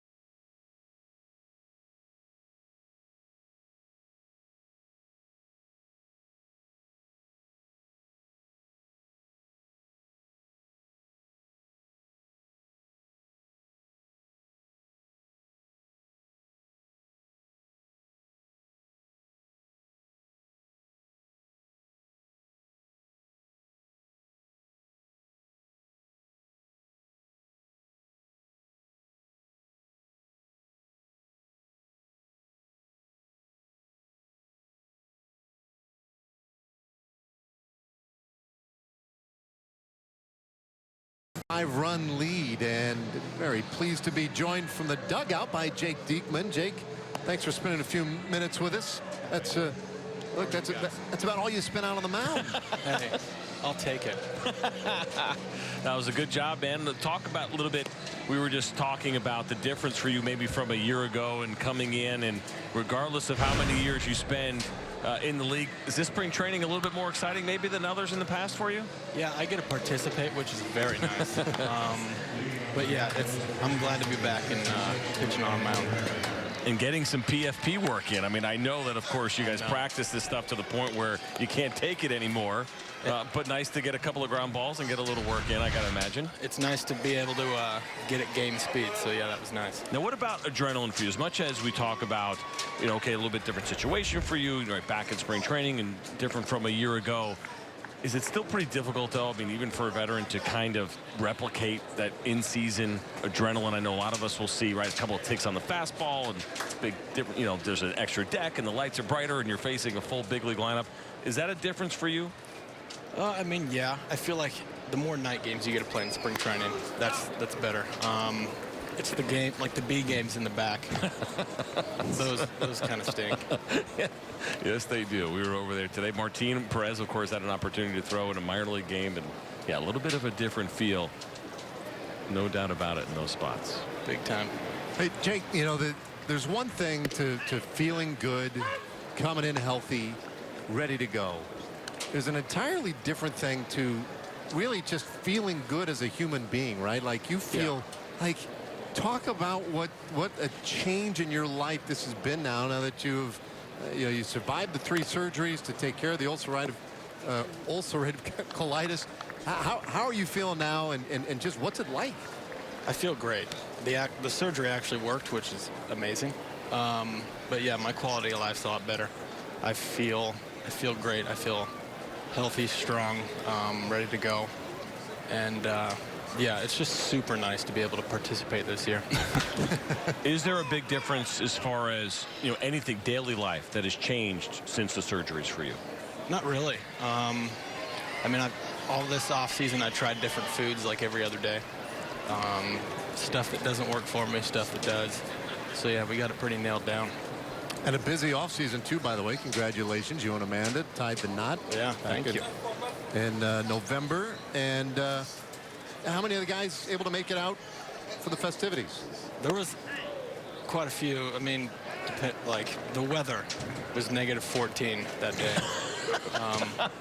Destination wedding. Good timing. Yeah, it was great. It was the coldest day in like 4,000 days in Nebraska. We picked a real winner. The joys of being a baseball player, right? And unfortunately, there is no getting married in June. Hey, you got 3.5 months to get married. Any chance there were runses served at the reception afterwards? We served double cheeseburgers at 11:45. I love you. You're a good man. You are a good man. We had to. Before midnight, you have to eat something. All right, so you're feeling good. The bullpen makeup, right, has been a big part of the conversation this year. And as well as the rotation, and there's the swingman concept. Who's going to be the closer on this team? Do you get, I don't know, how far do you let yourself get engaged with that kind of stuff or fantasy? Or do you just try and isolate all that and just go out and make sure the arm's healthy? I feel like the biggest thing is you got to make sure you're healthy going in. And then just be prepared to pitch 60, 70 times a year. If that's in the 5th inning, if that's in the 9th, I mean, it doesn't really matter as long as the bullpen can do their job and throw up zeros. I feel like we'll be very successful. And as much as you say that, I wonder how much the game has changed, even from when you first broke in, getting guys that are willing to accept that, right? Because that's the big part of it. It's one thing to say it, but guys really have to buy into it. And I would say a decade ago, maybe not as much, right? I mean, not even that long ago, where setup men were like, no, I only pitch the 8th, and closers are like, no, I only pitch the 9th. Are we genuinely seeing guys come in now with a little bit more of an open mind? I mean, I feel like, especially the young kids, they just want to pitch. I mean, get there. Got there. Yep. No, I mean, yeah, when I first came up, I mean, you had closer, setup guy. But I mean, from the 6th inning on now, I feel like every other game in the big leagues, the 6th inning, the bullpen's already in. So if you have those guys that can shut the door, then you're good. You know, sometimes we discover or learn incredible things through difficult times. Last year was a difficult time for the bullpen, and we saw this man out on the mound, Alex Claudio, kind of emerge and do some things that, you know, I don't know, under normal circumstances, he would have had the opportunity to do. What did you make of his season last year? He's great. He's a great human being, first off. He doesn't get talked about enough. I played catch with him today, and it was miserable. Because of the movement? Yeah. I mean, his changeup, I grabbed it, I think, 3 times before I caught it. He's super confident in who he is. He doesn't change his pitching style. It might not be the sexiest thing, but to us, I mean, that's him. It is amazing to watch. I love watching him. I mean, the changeup it's unbelievable. It's like a waterfall, just the way that it kind of goes over and the way that he turns it over. And right there, just making guys look silly. That's how I was playing catch today. Thanks, Jake. Hey, congrats again, man, on a great offseason and the marriage, and thanks for the time, man. Thank you very much. All right, Jake Diekman, and another perfect inning for another Rangers hurler.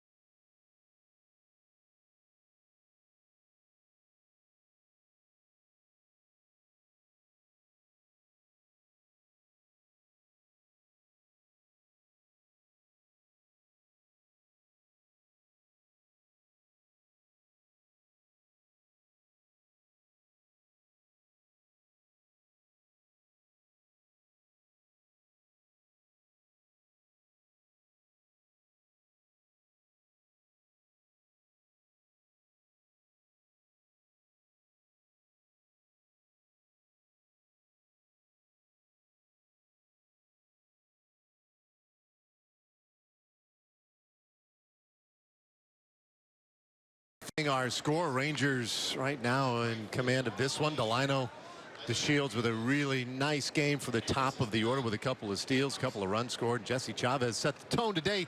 29 pitches, 23 of them for strikes in his 3 perfect innings. He was locked in and really using the full repertoire, and certainly for Jeff Banister, thrilled to see what Jesse Chavez brought to the table. You see the slider there, elevating the fastball up and away to a left-handed hitter.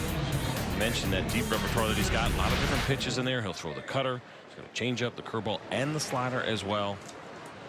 Really is complete. He was excellent today, filling up the strike zone. 29 pitches. Are you kidding? In 3 innings, we'll take that every time.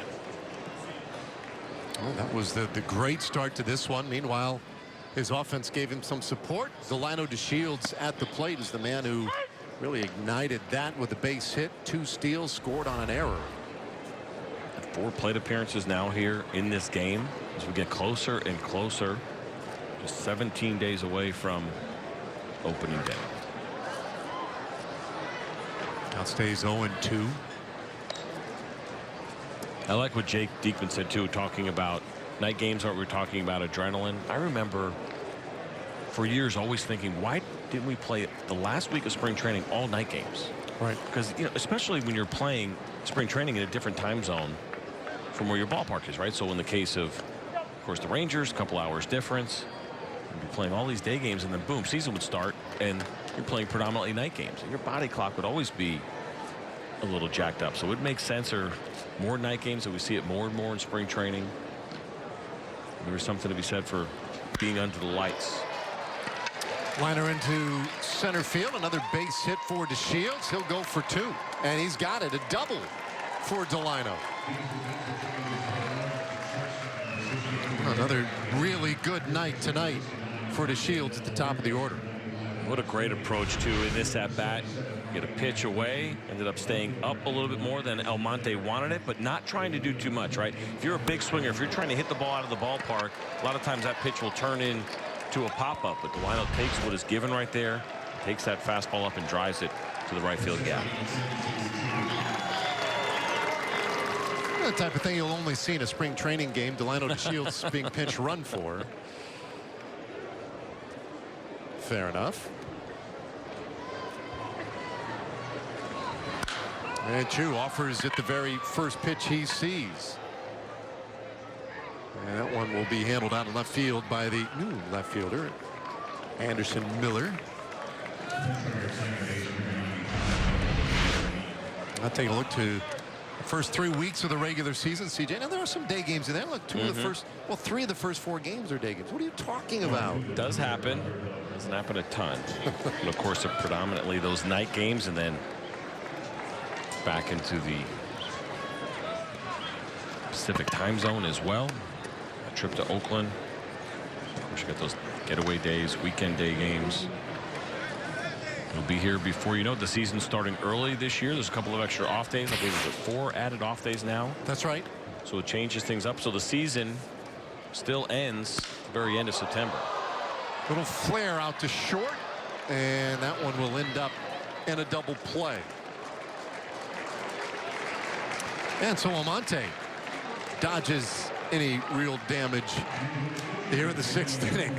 Hanser Alberto left with very little in his hands. He's right there, 5-0 Rangers. Hi there and welcome in.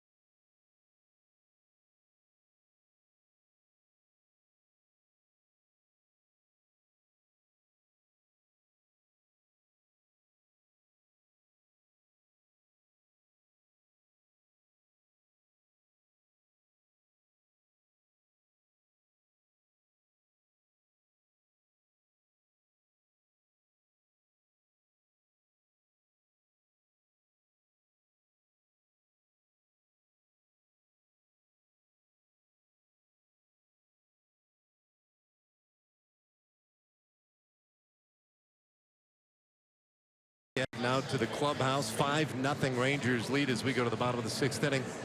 And though he is done for the day, he's kind enough to spend a couple extra minutes with us. We welcome in Delino DeShields. Delino, thanks for taking a few minutes. Nice ball game again tonight. Yeah, thanks. Yeah, looking comfortable, man. Is this a little bit of a different feel for you? We were talking to Banny about it earlier, and you know, you fought your way into the lineup last year. Great spring, had to kind of wait for your opportunity, and you really took over. Is it different for you coming in, feeling confident that you have your spot? No, I keep the same mentality. You know, every day I come to the field like I'm playing, like I was last year. So, you know, I'm still trying to, in my mind, earn my job. I'm glad that they're noticing the work that I put in and the impact that I have on the game. Sorry, I'm out of breath. I just ran, but yeah, I feel good. I feel real comfortable. You know, extremely grateful for the opportunity, and I'm gonna do whatever for this ball club so that we can, you know, bring a trophy back home. Absolutely. And you know, one of the things we always talk about with you, and I don't know how much you pay attention to this kind of stuff, but your batting average on ground balls last year was really high, and it's one of the strong suits of your game, and it's kind of opposite of what a lot of other people are doing, right? We see all these guys trying to get the ball in the air and hit home runs, man, but it is a lot of fun to watch you hit line drives, hit the ball on the ground, use your speed. Is that something that you're conscious of when you're stepping in the box? Yeah, I mean, I don't want to hit the ball on the ground, so to say. You know, I just try to focus on hitting hard line drives, and, you know, with the guys who are in the big leagues that throw 98, ball's moving, so, you know, sometimes it gets underneath my barrel, but, you know, God blessed me with 2 legs that move pretty good. So, yeah, I just try to get on base. I don't care how I get on base. Yeah, you know, when it's 2 strikes or whatever, I just try to put the ball in play and try to get the first base for the guys behind me. Well, and obviously you employ the bunt as well as anybody in the game, and people always whining about the fact, big leaguers, they can't bunt anymore. not true, right? I mean, you still bunt very well, very successfully. How much time do you spend on that part of your game? Oh, no. Probably 30 minutes a day. You know, spread out. You know, we'll go bunt in the morning. During our BP, we have like a cage in the back. It's for swinging, but I always use it to bunt. And right before the game, I do it. It helps me track the ball to the bat. Yeah, it's a weapon, you know what I'm saying? People take it for granted. But,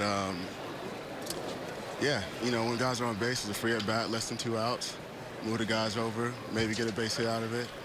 And as you saw today, I had a terrible bunt, but it created all this havoc, scored 2 runs, you know what I mean? So I take pride in that. I like putting pressure on the defense, getting on base, making them panic a little bit. And, yeah, it's a weapon for me, so I take pride in it. Yeah, we'll take a look. And we saw the day that you have had first started off with that ground ball to right field, big base hit, get you on base, and then you became a really big headache for Drew Butera. I mean, we saw him, he jumped out of his squat quick, knowing you were going when you first stole second, then when you stole third, and he threw the ball in the outfield. I think he was looking forward to you just scoring and kind of getting off the field, to be honest with you, which I know you said you love putting that pressure on defenses. When you're making that decision of when you want to bunt, and I don't want you to give away any secrets, obviously, but I'm always curious, is it because you know the defender out at third base or first base, or you know the pitcher falls off a certain way? What kind of things go into the decision for you when you're deciding to bunt for a hit? Yeah, I mean, all those things kind of go into play. You know, lefties kind of fall off the mound, righties same. But for me, I don't really care who's playing third base, who's pitching, who's playing first. If I put it where I want it, it's a hit. So, you know, that's why I take pride in it, because the third baseman could be playing me at the pitcher's mound. But if I put it where I want it, he's still got to come in, run, make a good throw on the run. You know, sometimes that ball tails, or he has to make a perfect throw. It's a difficult play for a third baseman. And when I'm going to first base, you know, if the first baseman get it, the pitcher got to try to avoid him. Second baseman's coming or trying to come.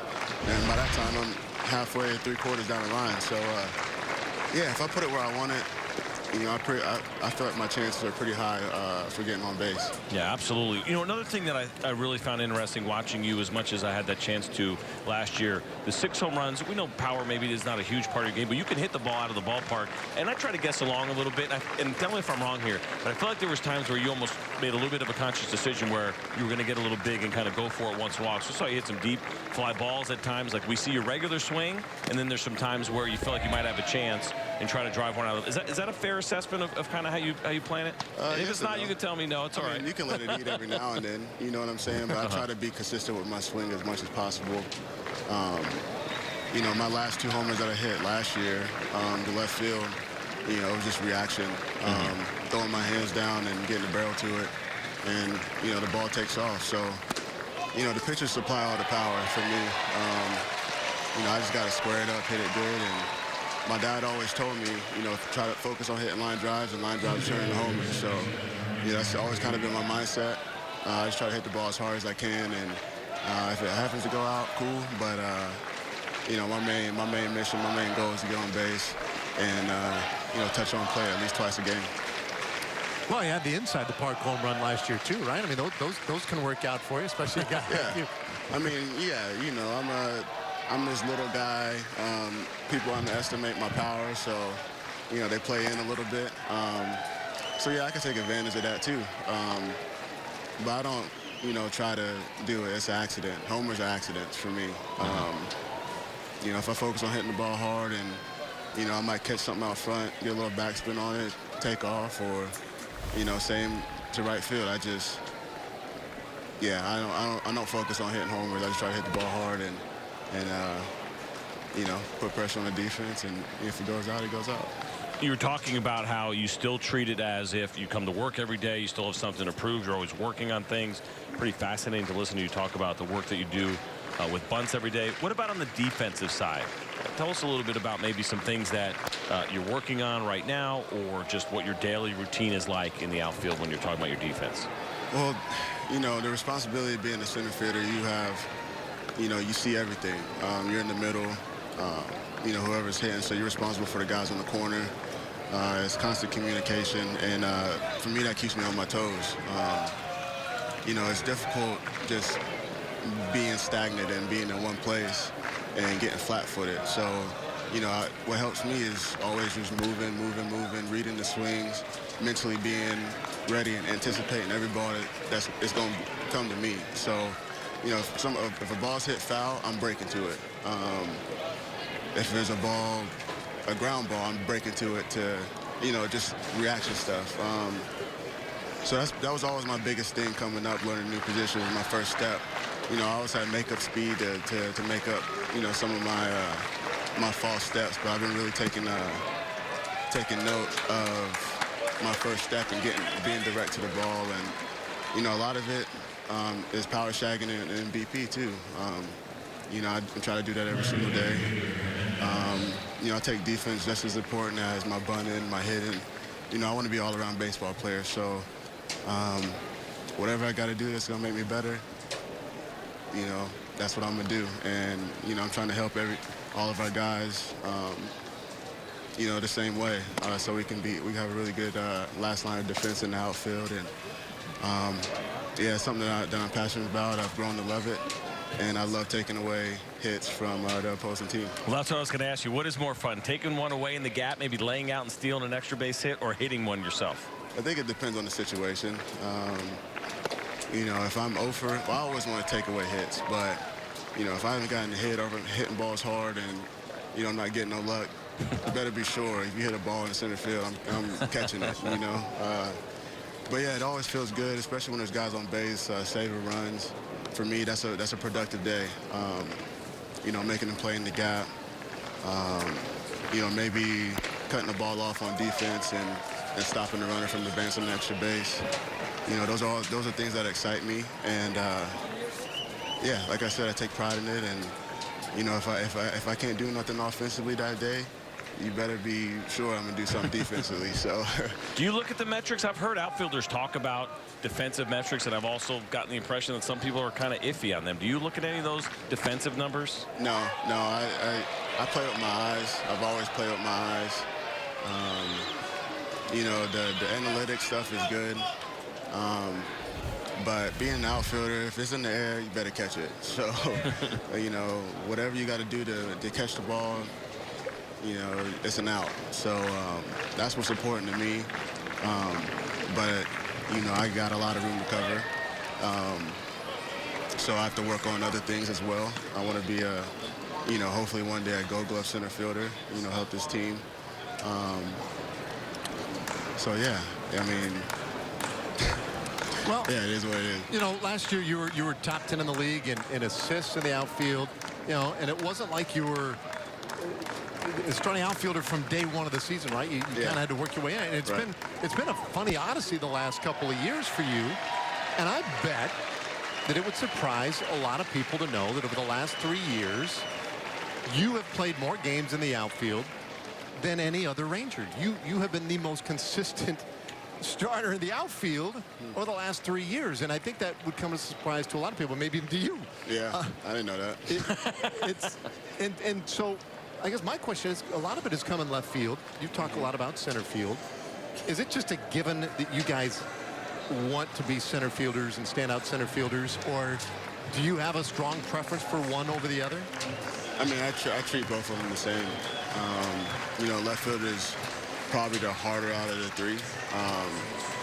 Being a center fielder, you have more room to cover. You got the gaps to worry about. You know, and the responsibility is all on you. So, you know, like I said before, we're the last line of defense. So for me, I want to make sure all my guys are in the right place based off of what I see. And if, you know, they hit the opposite, that's on me. I'll you know, take the blame for it and, you know, try to correct that. But, yeah, it doesn't matter. I feel like I am a center fielder. I like going to get it. And I like being in charge out there. You know, it bothers me when I look at guys who just stand in one place. You know, because in the bat, everything changes. You can see a swing, they're late, you got to move. You know, hopefully your pitcher, your catcher sees that too. And, you know, they just keep pounding it because that's what we're playing. we have a good enough outfield to where we can make up for a lot of stuff. And like I said, you know, me being a center fielder, I'm trying to cover everything. If it's hit down the line, I'm trying to get it. That's just my mindset. I expect every ball to be hit to me. And yeah, I just want to, you know, I want to be a great center fielder. And I think, you know, playing every day, getting the reps, you know, I think I'd be a really good center fielder. Without a doubt, we got a good glimpse of that last year. You mentioned that, you know, moving and adjusting. How comfortable are you telling your corner outfielders what to do, right? You read something, you see something, you have the best view in the outfield. Yeah. Are you comfortable pulling a guy over or pushing? And obviously we know the coaches there lining guys up, but you may see something different. You have the confidence to do that? Oh, yeah. It took a while for these guys to kind of trust me a little bit. But, you know, every time I move them, sure enough, the ball gets hit to them, right? And they don't have to move, you know? So it's just kind of just building that trust and building that confidence. And, you know, there's some guys that are timid when I say, hey, come in, come in some more, come in. They're like afraid, like, I got you, but I got behind you. If they hit you, if they hit the ball over your head, you know, it's the pitcher's fault, you know, especially with 2 strikes. So, yeah, I always, every pitch, I try to move. And wherever I move my corner outfielders, I got to make sure that I got their back, you know, 100%. So, yeah, if I bring a guy in, I make sure that I'm really, really far over, and, you know, I got behind them, and, you know, we do a good job communicating front and back. So, yeah, you know, it took some time, but, you know, these guys get real comfortable, and, you know, it's really fun working with them. Well, listen, man, keep it up. It's a delight to watch you. We love it so much, and we really appreciate you taking some time tonight. Thank you. I appreciate it. Thanks, Delino. All right, Delino DeShields joining us for that 6th inning. Back for the 7th in a moment. There's still time.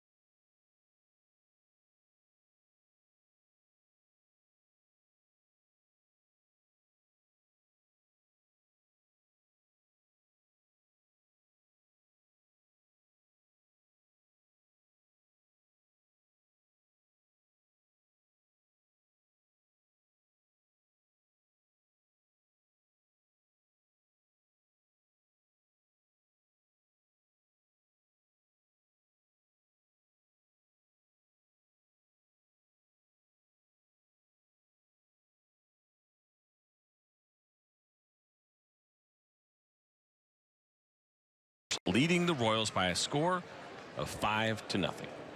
Don't miss out on the first bobblehead of the season. Head to Globe Life Park on Saturday, March 31st, when your Rangers take on the Houston Astros at 3:05 p.m. The first 15,000 fans will receive an Adrian Beltre home run counter bobblehead.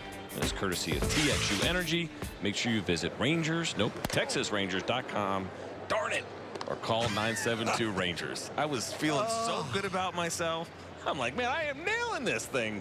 And then last line, just tripped all over myself. Did you get a little ahead of yourself? Yes. You're already thinking about how I nailed it? Yeah, oh yeah, I know. 100%. There was one guy in the back of my head going, man, you're killing this. You're doing great, CJ. Keep it up. Darn it. Oh, well. It's all right. Nicely done. 1-1 count from Barlow. That one taken for a strike. Altman came in, I don't know, about an inning ago. Playing third base. 1-2 pitch. fouled away. So a lot of the starters from tonight's game are gone, and their evening's done. This was a split squad game today. Game earlier today in Goodyear, just south of here, against the Reds. There's one guy who is sticking around for a little bit more, Rougned Odor. And Altman sends this one high in the air out to right field. Some room out there. And Hernandez pulls it in. We're talking about a home run counter. Let's go back to Cleveland last year, number 450. Oh, Adrian Beltre. And he did it off a good pitcher right there in Corey Kluber.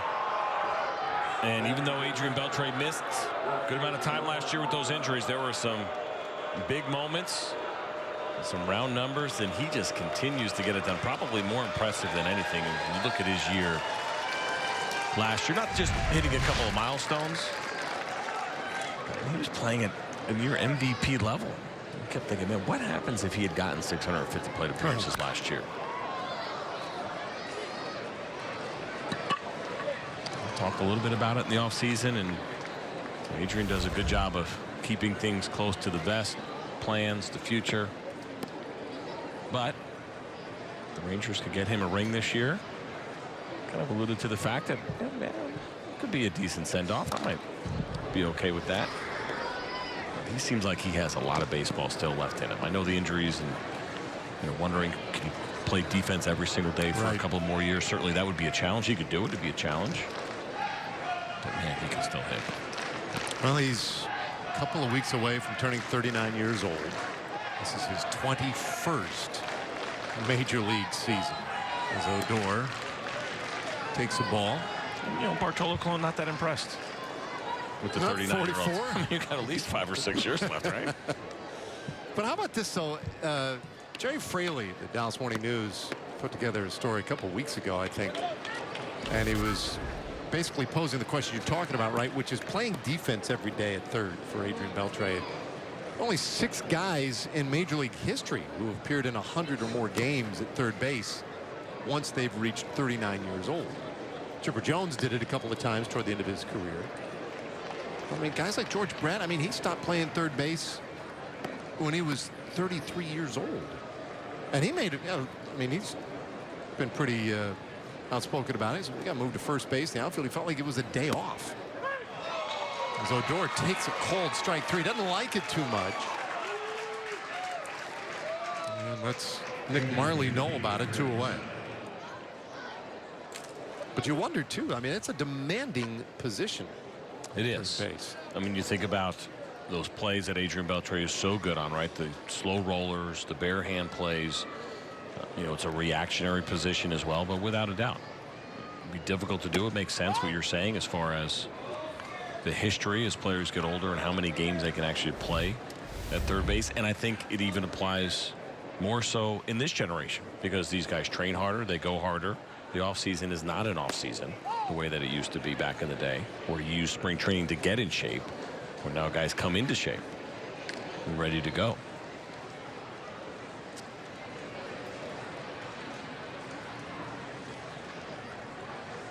Two-0 pitch to Casali.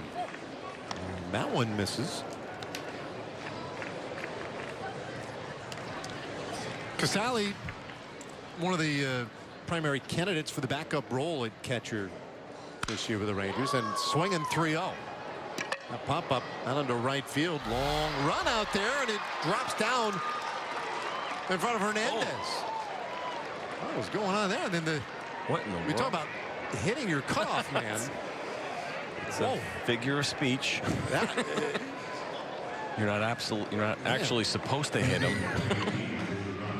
That was an adventurous little play right there. This was really incredible. First of all, you take the 3-0 swing, and not exactly what Casali wanted as far as contact, but nevertheless it turns into a hit. But watch this throw here from Hernandez. He's right there.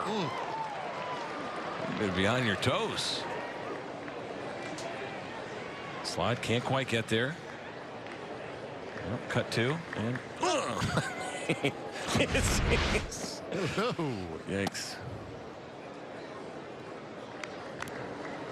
Well, Casali gets a double.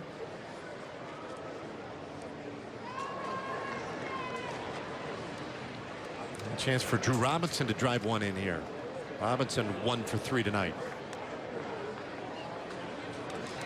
They're playing a game of burnout. Wow. Just catch it, throw it back at him as hard as you can until somebody drops it. Oh.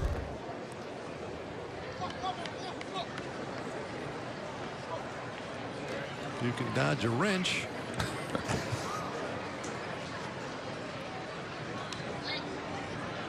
Two-0.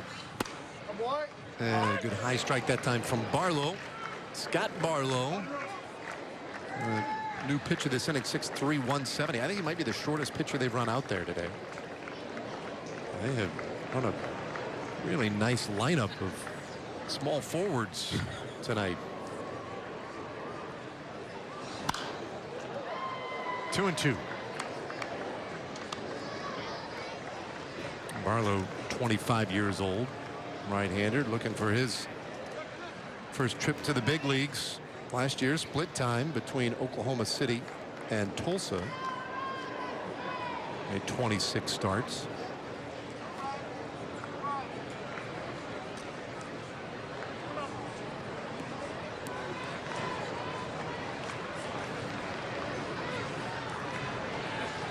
Well, the Rangers got 2 in the first, 2 in the second, another in the 4th inning tonight. They've had a lot of base runners. One of the better offensive performances that they have posted here in the last week and change.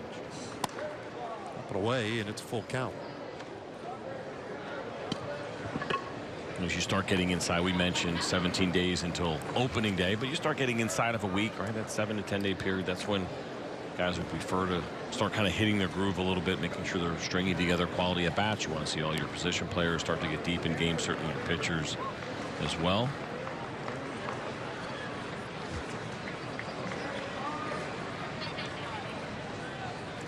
Barlow's 3-2, and he loses Robinson, so 2 base runners here in this 7th inning.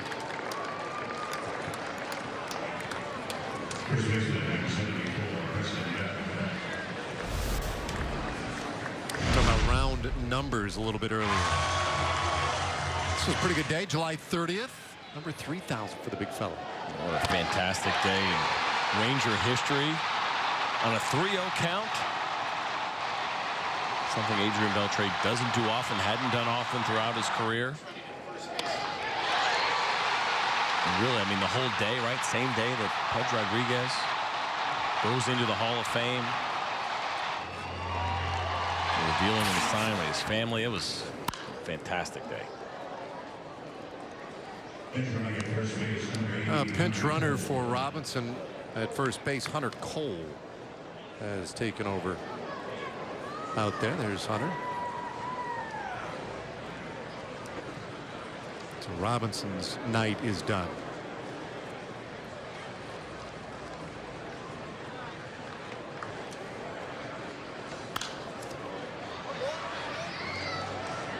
Another one fouled away. 0-2 the count here on Preston Beck. Beck's first at bat of the day. So he did last year in the minor leagues, 245 average.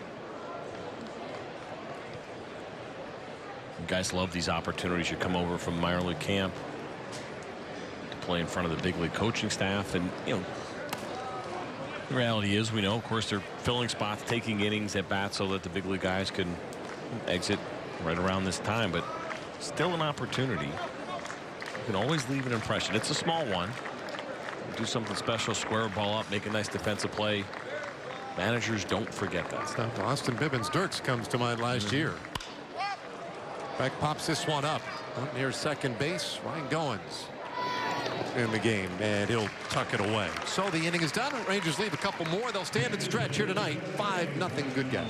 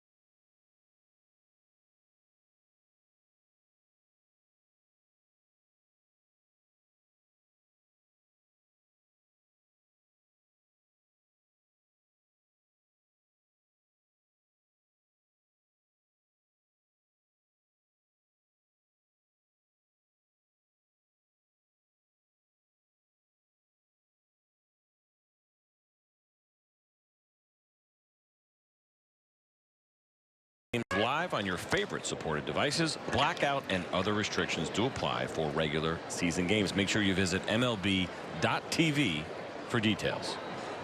Well done. Oh, thank you. A redemption as David Hurlbut back out there again. Here we got the final out of the 6th inning. And goes to work here in the 7th.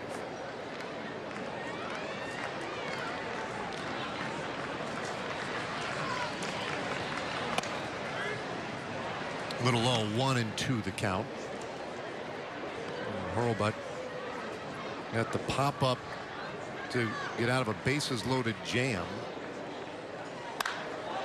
And this ball is crushed out to left field. Nice.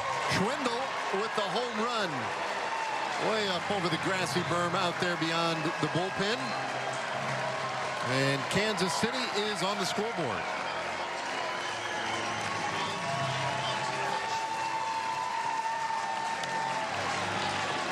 Well, it was a 1-2 count, and more often than not, you're thinking about striking a hitter out. You see the breaking ball that was meant to be down and in, stayed over the middle of the plate. And this ball was hit a mile.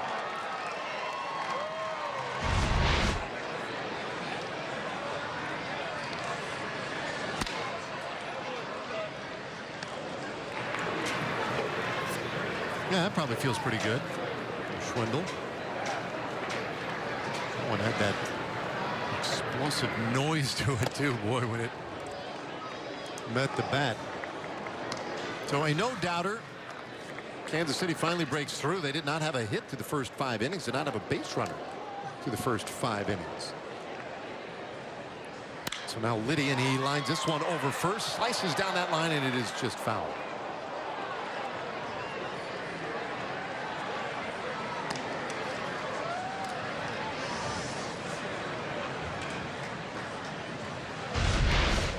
Ball was slicing pretty hard. Looked like it had a chance off the bat. As you see, it just a foot or so foul.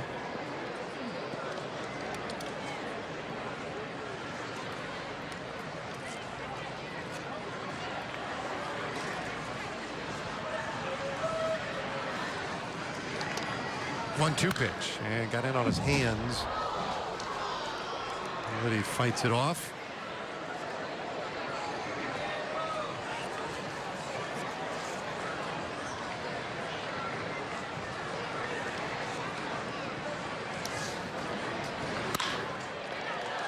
Well, that one past third base and into left field.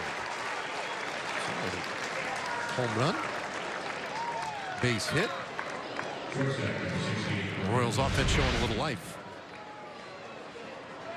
So that pitch finishing down, and it's a nice swing right there. Liddy.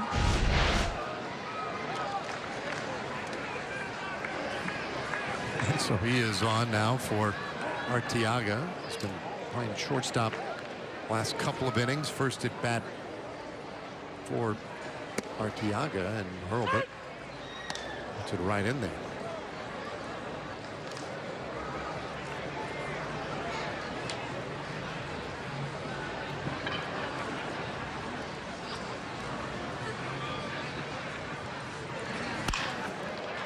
Little roller shortstop. Quick shovel to second. One of the relay in time, and that'll erase Liddy from the bases. The double play goes 6-4 to 3.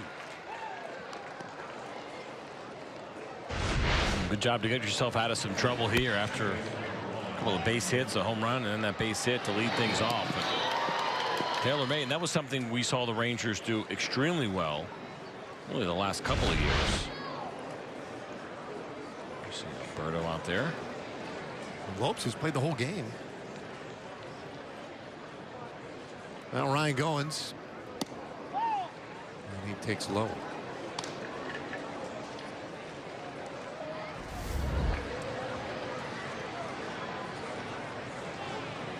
Well, Hurlbut gets to work quickly and misses low. 2 balls and no strikes. Hanser Alberto last year pretty much missed the entire season. Did not get much of a chance to play at all last year due to injury, and he'll get another opportunity at shortstop. He's a slick one and makes that one look easy. inning is done. The Royals get on the board, though, with a long home run by Schwindel. We go to the 8th inning, 5-1. All right, raise your hand. Who wants to...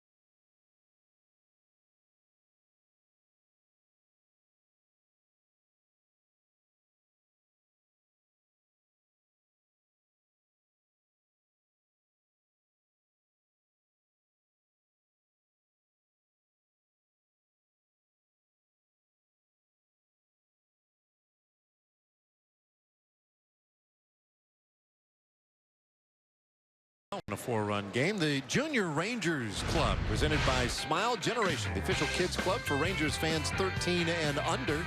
Junior Rangers members receive exclusive Rangers gear, including a backpack, performance tee, and performance socks. Memberships are available, just $25 at TexasRangers.com/Junior Rangers. It's a great deal, and it's just a lot of fun for the kids. I'm digging those socks. Love those socks. Who do you have to know to get a pair of those? Is there a limit on the junior club? 13 years old, partner. Come on. They just need to make friends with, I guess, my kids. I got one sub 13-year-old. Yeah. Think they come in a size 13? No. There's some 13-year-olds that sport a 13. They're absurd, these kids. You were talking earlier about the size of the guys in the minor league backfields these days. It's ridiculous how big the kids are. I agree.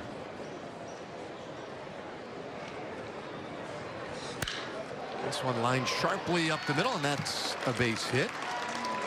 Underway here in the 8th inning. Christian Lopes paid off to stay in as long as he has. A couple of hits and a walk today.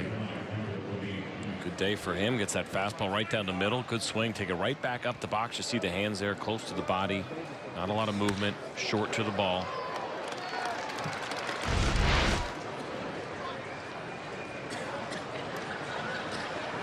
So now to the top of the order. Michael O'Neill. His first at bat today. Oh, hits this ball hard out there to right center field. Hangs up though for Hernandez. One away. So I mentioned earlier, this is the first of 3 games against the Royals here during spring training. Of course, they'll face each other in the regular season. 7 games this year of the regular season. But look at this, the last 13 games against the Royals, the Rangers are 12-1. And largely because they're just pitching the heck out of the ball against them. A 164 earned run average. And kind of like tonight, 5 perfect innings to start this thing. Yeah, it's not like they were blowouts. You saw the runs per game there. Those are not necessarily numbers that blow you away. The pitching numbers, however, do. And those 6 wins in 1-run games against the Royals as well. So it's been a good matchup for the Rangers, and 6 more games this year in the regular season. And they expect that trend to continue. And the Royals are kind of an unusual spot. They were probably one of the most interesting teams to keep an eye on.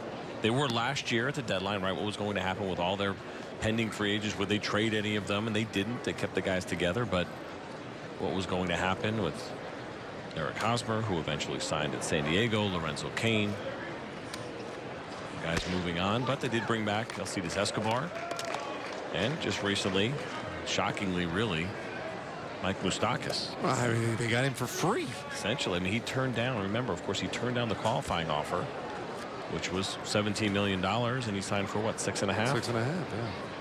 And lost almost, a little more than $11 million. That's my math. Yep, right. Nobody was expecting that. Pop up into right field, and Hood turned back 2 away. Well, it was a wild offseason for a lot of free agents, but you look at last year for Kansas City, just below 500, 80 and 82, finished 3rd in the division, and a team they had a big decision to make at the deadline. Were they going to, try and gut it out, see what would happen, or see what they could get in trades? And they went for it, and I think that no matter what, you knew it was going to be a rebuild. As a throw down to second base, guns down Lopes, and the inning is done. Lopes says, "Come on." I don't think so. 8th inning over for the Rangers. Bottom of the 8th, coming 5-1 Texas.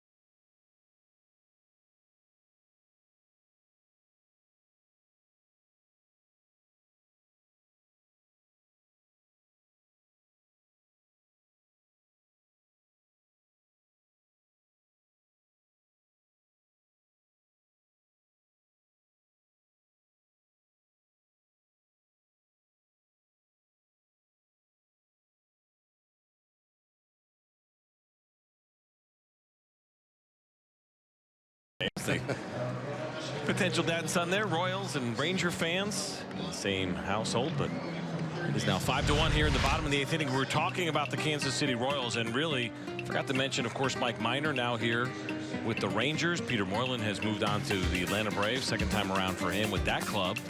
Brought back Escobar, brought back Moustakas, and still a couple of free agents out there. Melky Cabrera, Trevor Cahill, so came back to Milwaukee. It's been an interesting offseason, but you mentioned it. You said, kind of going into a rebuild, but not completely, which is interesting to me, right? They bring in John Jay, they bring in Lucas Duda, they bring back Mike Moustakas on a short-term deal to give him an opportunity. But I'm kind of surprised because Royals fans, I think, have a stomach for the full rebuild, right? Because they've been through it. They've been through that period where they were really bad, young teams, letting prospects play, and it was ugly there for a little while. They got it turned around. They started making the moves. Remember, they traded Will Myers and brought in James Shields, and that kind of set the whole thing off.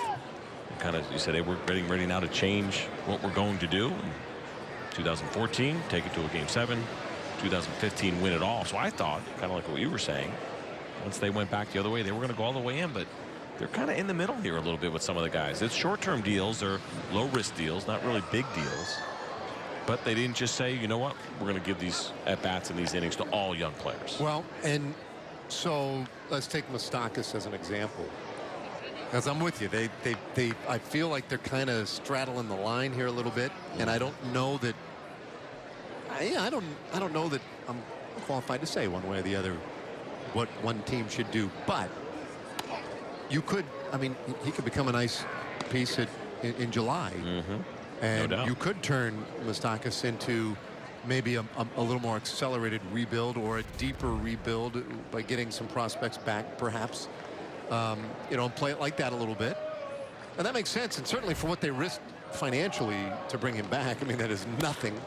So it was a no-brainer opportunity, I would assume.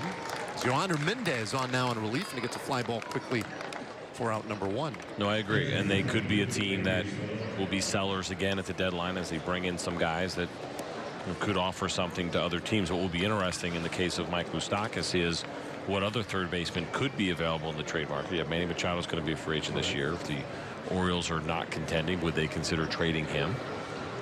Josh Donaldson will be a free agent. The Blue Jays are not contending, would they consider trading him?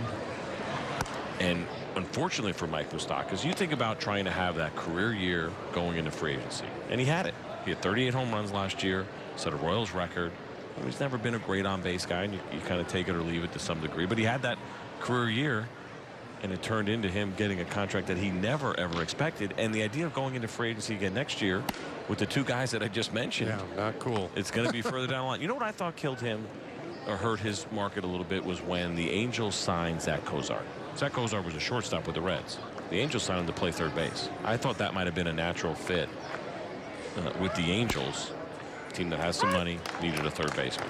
They went out and got a shortstop instead to play third. And that was a team I think that significantly hurt his market. It was really interesting to see the way that whole thing went down. But the Royals are sitting there in the middle, but I think you're right. Probably more with the idea of, well, if we happen to contend, great. But if not, we have some tradable pieces. A little tight. 3-1 the count from Yoander Mendez. And Yoander's an intriguing guy. He's one of those really promising young arms. 23 years old. Venezuela. Big guy as he gets a pop up here on the left side of the infield, and that will be handled by LeBlanc, the new third baseman this inning, and there are 2 gone. I think it's important that Mendez has a good showing here in camp. Still just 23 years old. We saw him last year. He pitched 7 games at the big league level. And I think realistically for the Rangers, he is an option if they have to dip into the minor leagues with the starting rotation. Right, if there's an issue, something comes up, he is certainly one of those guys. He'll be on the short list. Ball going to hang up a little bit out there in center field. O'Neill runs underneath it, and the inning is done. So a 1-2-3 for Mendez, and we head to the 9th.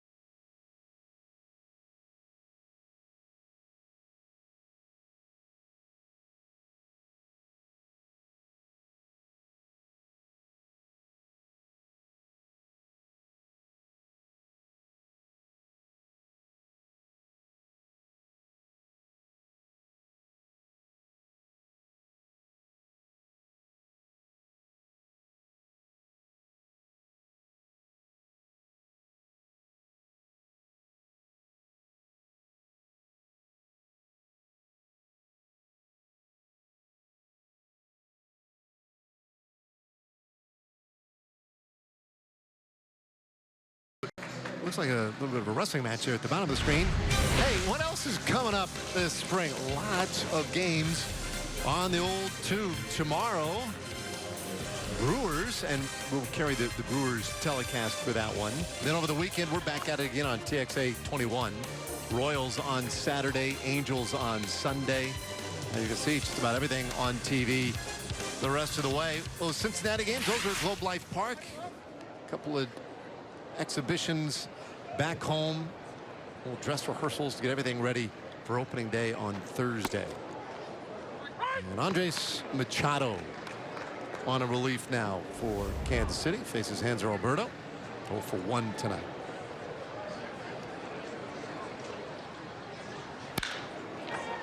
Ground ball shortstop right to his opposite number, and Alberto retired to start the 9th inning.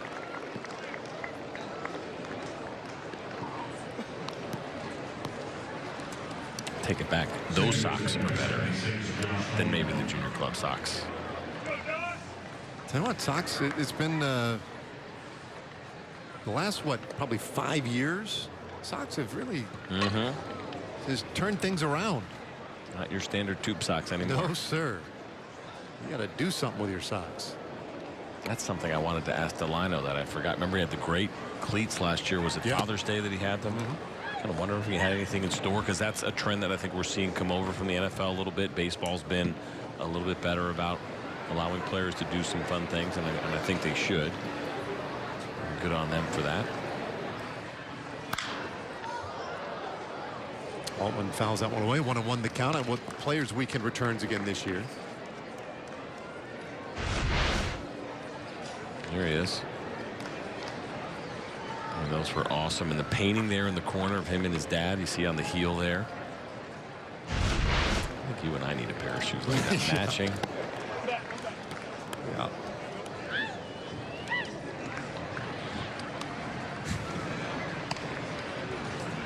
So from that view, my first thought was little Captain America, too, right? Oh, sure, Obviously, yeah. you can kind of work it both ways.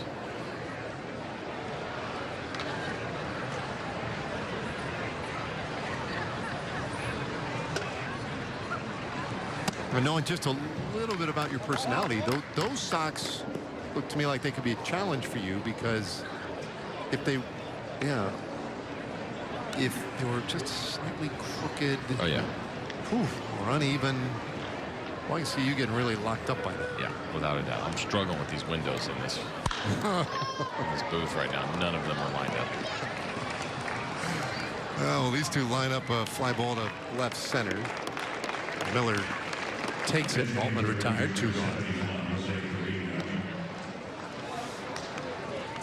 So just to give you an idea of the windows. This one only opens to here, and then you got this one that opens to here, and for some reason that one's like 6 inches shorter. But you can't move this one. It's broken. It's got its own little holder here. If I move it, it'll crush this camera. So, circle takes a square. Yep. It's a little bit of a mess. Yeah, it does have that feel, right? Yeah. Hollywood Squares, right? Hollywood Squares. I'll take Mikowski for the block.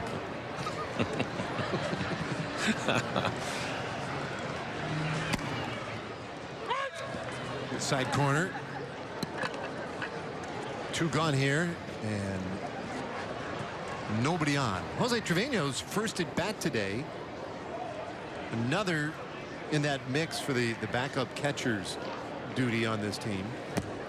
A hole 1 and 2, and he is a promising young backstop in this Rangers organization for Corpus Christi, and defensively he might be as good as there is. The question will be, can the bat translate as he continues to move his way closer and closer to the big leagues? I think definitely something that helps him is the appreciation of great defense, right? Obviously now we have even metrics that try to back up what catchers are doing, or at least try to put value on what they're doing behind the plate. Oh, line drive base hit, that'll help. Scoring more baseballs up like that will certainly help his cause as well.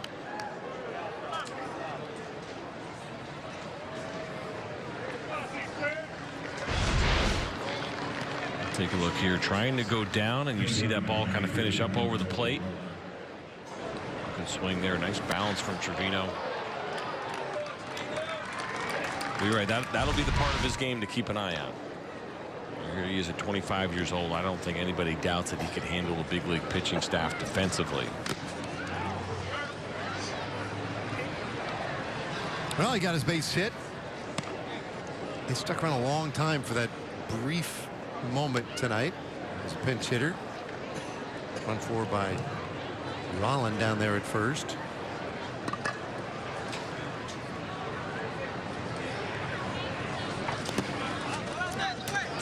Franklin Rollin. Rollin takes off, and the throw down there is in time.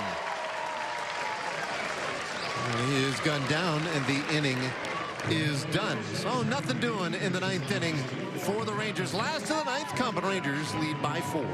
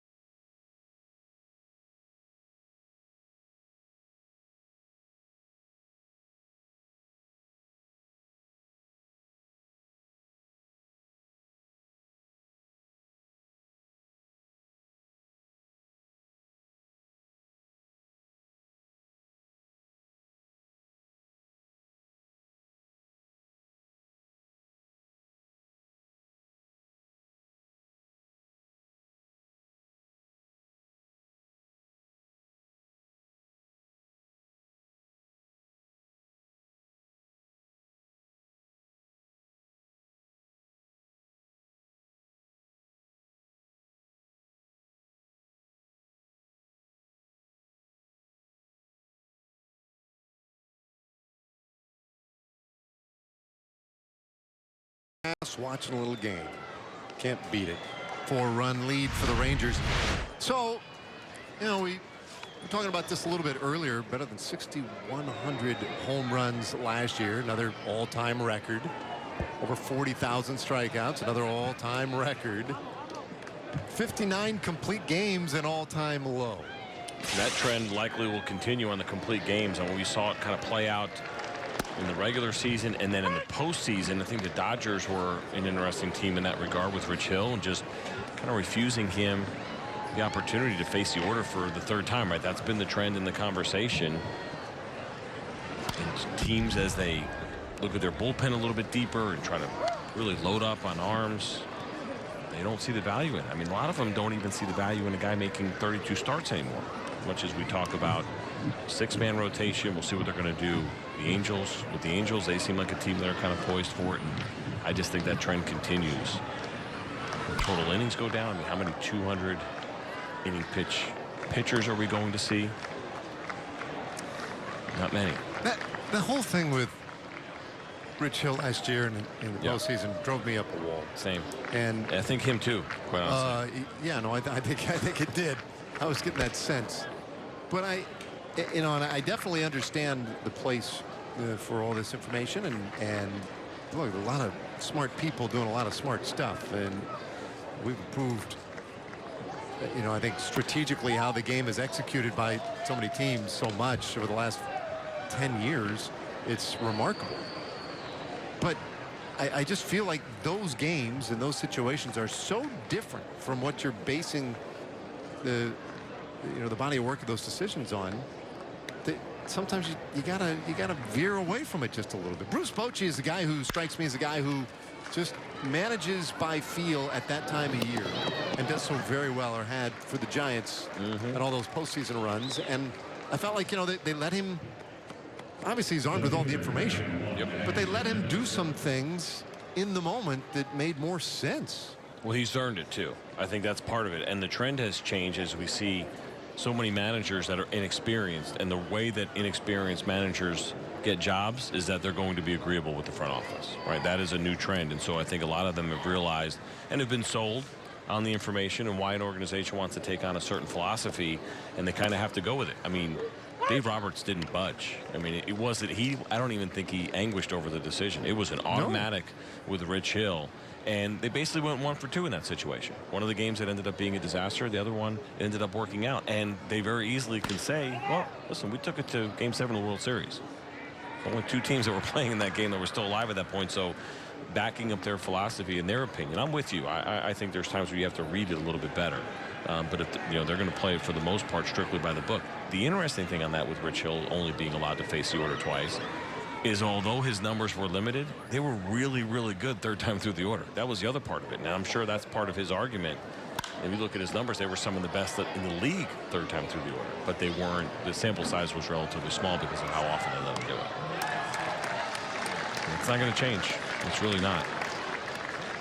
No, that doesn't appear that it is. And I think you're seeing, it's a little bit disturbing, but it is what it is that pitchers are comfortable with it. They are now coming up thinking, I just got to get through the order twice. As opposed to kind of Cole Hamels, and talk about old school guys that came up thinking, I got to find a way to get into the 8th or 9th inning. And that's my battle.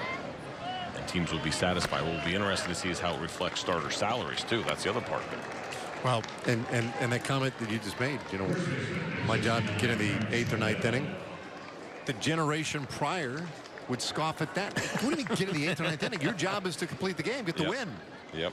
And so that, I mean, you know, I get it, right? Times change, game has evolved, and it continues to evolve, and I guess it's just something we all have to understand and get used to. But boy, the Rich Hill thing just seems so blatant to me and so unique, and at the end maybe it really wouldn't have moved the needle one iota anyway, but it was interesting to watch.